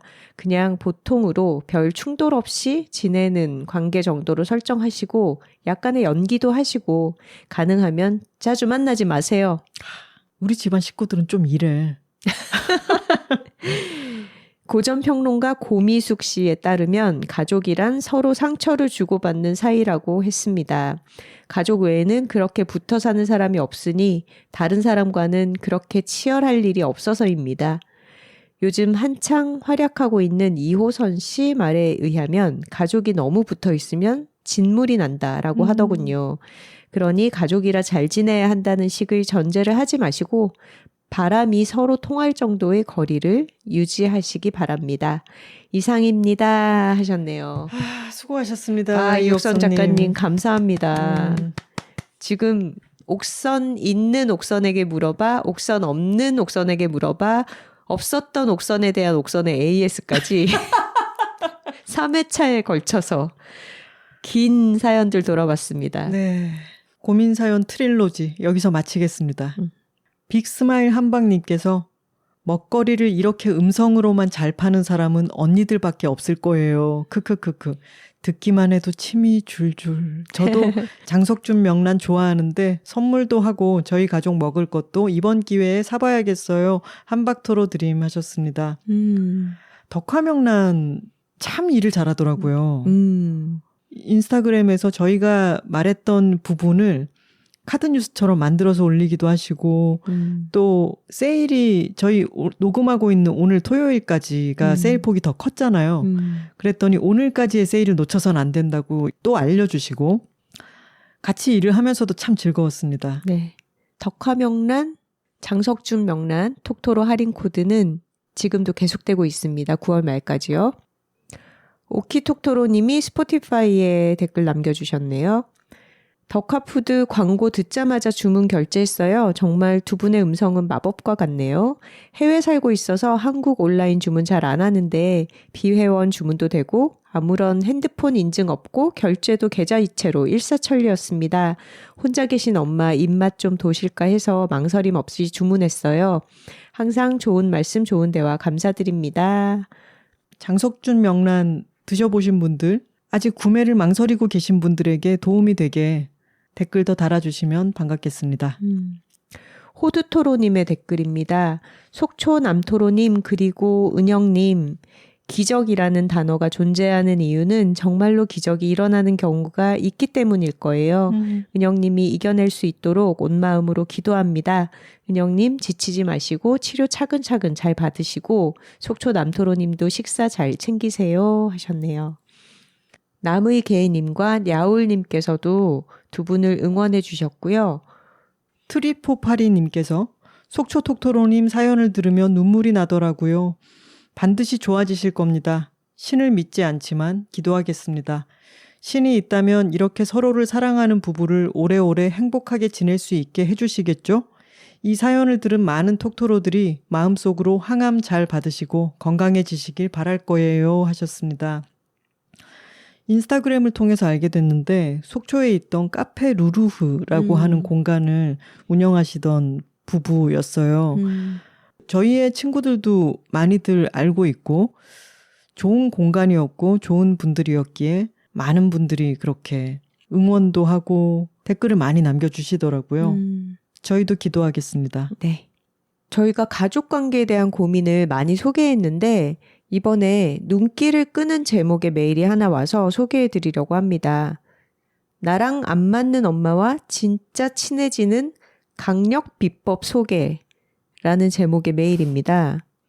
엄마와 친해져서 내 인생이 펴지는 비법이라고 하네요. 너무 사람을 솔깃하게 잡아 끌지 않나요? 한번 소개해 보도록 하겠습니다. 안녕하세요 작가님들. 저는 충청도에 살고 있는 73년생 단토로입니다. 오랫동안 친정엄마와의 갈등으로 힘들어하다가 얼마 전부터 마음의 평화를 얻고 다정한 모녀 관계로 변하게 되어 너무 기쁜 나머지 이 좋은 비법을 고민 많은 톡토로님들과 나누고 싶어서 사연 보냅니다. 저희 엄마는 42년생으로 현재 82세이시고 매사에 부정적이고 걱정이 너무 많고 자식들과 주변 사람들의 일거수일투족을 간섭하고 본인의 뜻대로 해야지만 직성이 풀리고 본인의 작은 실수나 잘못은 인정하지 않는 고집 세고 억척스러운 성격입니다. 제가 이렇게 부정적으로 이야기하는 이유는 대부분의 모녀 관계에 대한 고민 사연의 부모님이 저희 엄마와 성격이 비슷하다는 점이라는 것입니다.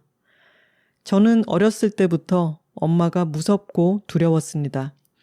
아주 작은 실수도 용납하지 않았던 엄마는 작고 조그만 여자아이에게 삶의 고단함을 늘 온몸으로 표현하고 악다구니를 하였습니다.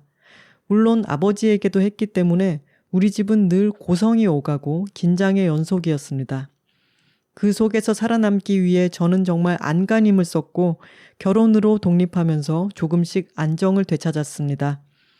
하지만 결혼 후에도 계속되는 간섭과 부정적인 말로 인해 관계는 점점 힘들어졌고 전 따뜻한 가정에서 자란 친구들을 부러워하며 그들의 관계가 궁금해졌습니다. 따뜻한 가정에서 자란 친구들은 늘 밝고 편안해 보였으며 하는 일도 늘 잘 됐으니까요. 뭔가 삶에 큰 비법이 있을 거야. 우리 가족만 이렇게 불행할 수는 없는 거야 하면서 심리학, 철학, 행동경제학, 인류학, 가족에 관한 책들을 읽으며 공부하고 법륜 스님의 증문즉서를 들으며 그 비법을 찾으려고 부단히 애를 썼습니다.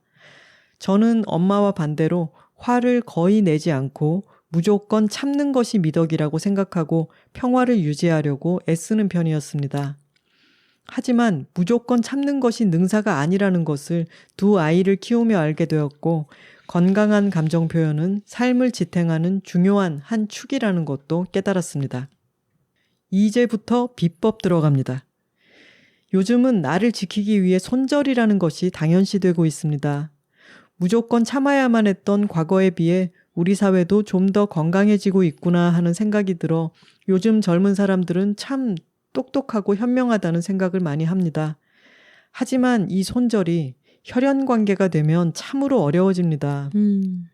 부모와의 갈등, 형제자매와의 갈등은 끝까지 내 발목을 잡는 경우가 많기 때문에 현명하게 풀지 않으면 내 에너지를 빼앗고 내 삶을 잠식할 수도 있는 중요한 문제입니다. 작가님들이 말씀하시는 사람은 변하지 않기 때문에 자주 만나지 않는 것이 최선이라고 하지만 만나지는 않지만 가슴에 남아있는 감정들은 그대로이기 때문에 이 악순환의 고리를 확 끊어버려야 진정으로 내 삶이 앞으로 나아갈 수 있는 힘을 얻습니다. 악순환의 고리를 끊는 유일한 방법은 바로 그 사람에 대한 진심 어린 이해와 존중입니다.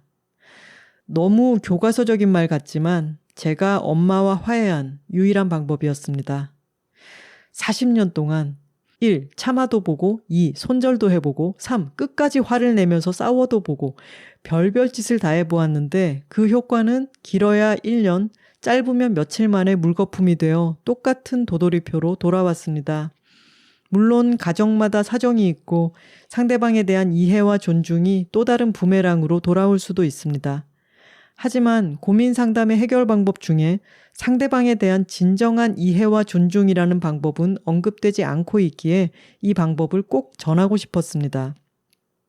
저 같은 경우는 42년생 엄마의 시대적 배경과 엄마의 가정 환경, 부모님, 형제들과의 관계를 종합적으로 고려한 결과 엄마는 그럴 수밖에 없었다는 결론에 이르렀고 매사에 부정적이고 걱정이 많은 것은 자식들과 옆에 있는 사람이 혹여나 잘못될까 하는 사랑의 다른 표현이었으며 고집 세고 억척스러웠던 면은 생활력이 강하고 생존에 유리한 측면이 있었구나 생각하면서 엄마에 대한 시선을 안타까움으로 긍정적이게 바꾸고 난 다음부터 엄마가 그동안 참 많이 힘들었겠구나 생각하고 대화하면서 악순환의 고리를 끊게 되었습니다. 엄마는 제가 어렸을 때부터 지금까지 한 번도 변하지 않는 한결같은 고집으로 똑같이 살아오고 계시지만 저의 이해와 존중이라는 마음가짐으로 제가 변함으로 인해 관계가 선순환으로 바뀌는 경험을 하면서 참 신기하다는 생각을 했습니다. 진작에 이 방법을 사용했다면 내 인생이 조금 더 일찍 편안해졌을 텐데 하고 말이죠. 제가 목이 갔으므로 선우 씨에게 바톤을 넘기겠습니다. 우리는 대체로 부모의 삶에 관심이 없는 경우가 많습니다. 태어날 때부터 부모였기에 부모 이전의 삶은 전혀 모르고 관심도 없어서 부모의 마음을 잘 모를 수밖에 없습니다. 하지만 부모는 먼저 살아온 삶과 온전히 알고 있는 자식의 삶 앞에서 근심과 걱정이 앞서는 것은 당연할지도 모릅니다. 부모의 부정적인 말과 행동의 결과만 보지 마시고 그럴 수밖에 없었던 원인을 고민하고 부모나 형제자매의 상황을 구체적이고 깊이 있게 관심 가져보면 해결책도 나오고 이해와 존중의 마음도 생겨날 수 있습니다. 우리가 좋아하는 음식이나 노래, 여행, 운동, 취미 생활의 3분의 1 정도만 가족에게 구체적으로 관심을 가져본다면 그들을 더 잘 이해하고 존중하게 될 수 있지 않을까요? 어쩌면 아무에게도 인정받지 못한 그들이 나에게 도움의 손길을 뻗고 있을지도 모릅니다. 그리고 내가 먼저 그들을 이해하고 존중하기 위해서는 우선적으로 나 자신을 먼저 이해하고 존중해주면서 남은 에너지로 그들을 이해하고 존중하면 관계가 훨씬 좋아집니다. 가족과의 관계가 좋지 않다면 나를 먼저 돌아보고 그 다음에 가족도 돌아보시길 바랍니다. 제가 오랫동안 고민하고 경험하면서 해결한 유일한 방법입니다. 모든 톡토로들이 더 늦기 전에 나 자신을 위해 현명하게 나를 돌보고 가족과도 친해지기를 진심으로 응원합니다. 내가 변하면 모든 것이 달라지는 경험을 꼭 해보시길 바랍니다. 늘 힘이 되고 기쁨을 주는 언니들에게 감사의 말씀을 전합니다. 이상입니다. 하셨네요. 저희 둘이 번갈아 목이 갈 정도로 아주 긴 메일을 정성스럽게 써주셨습니다.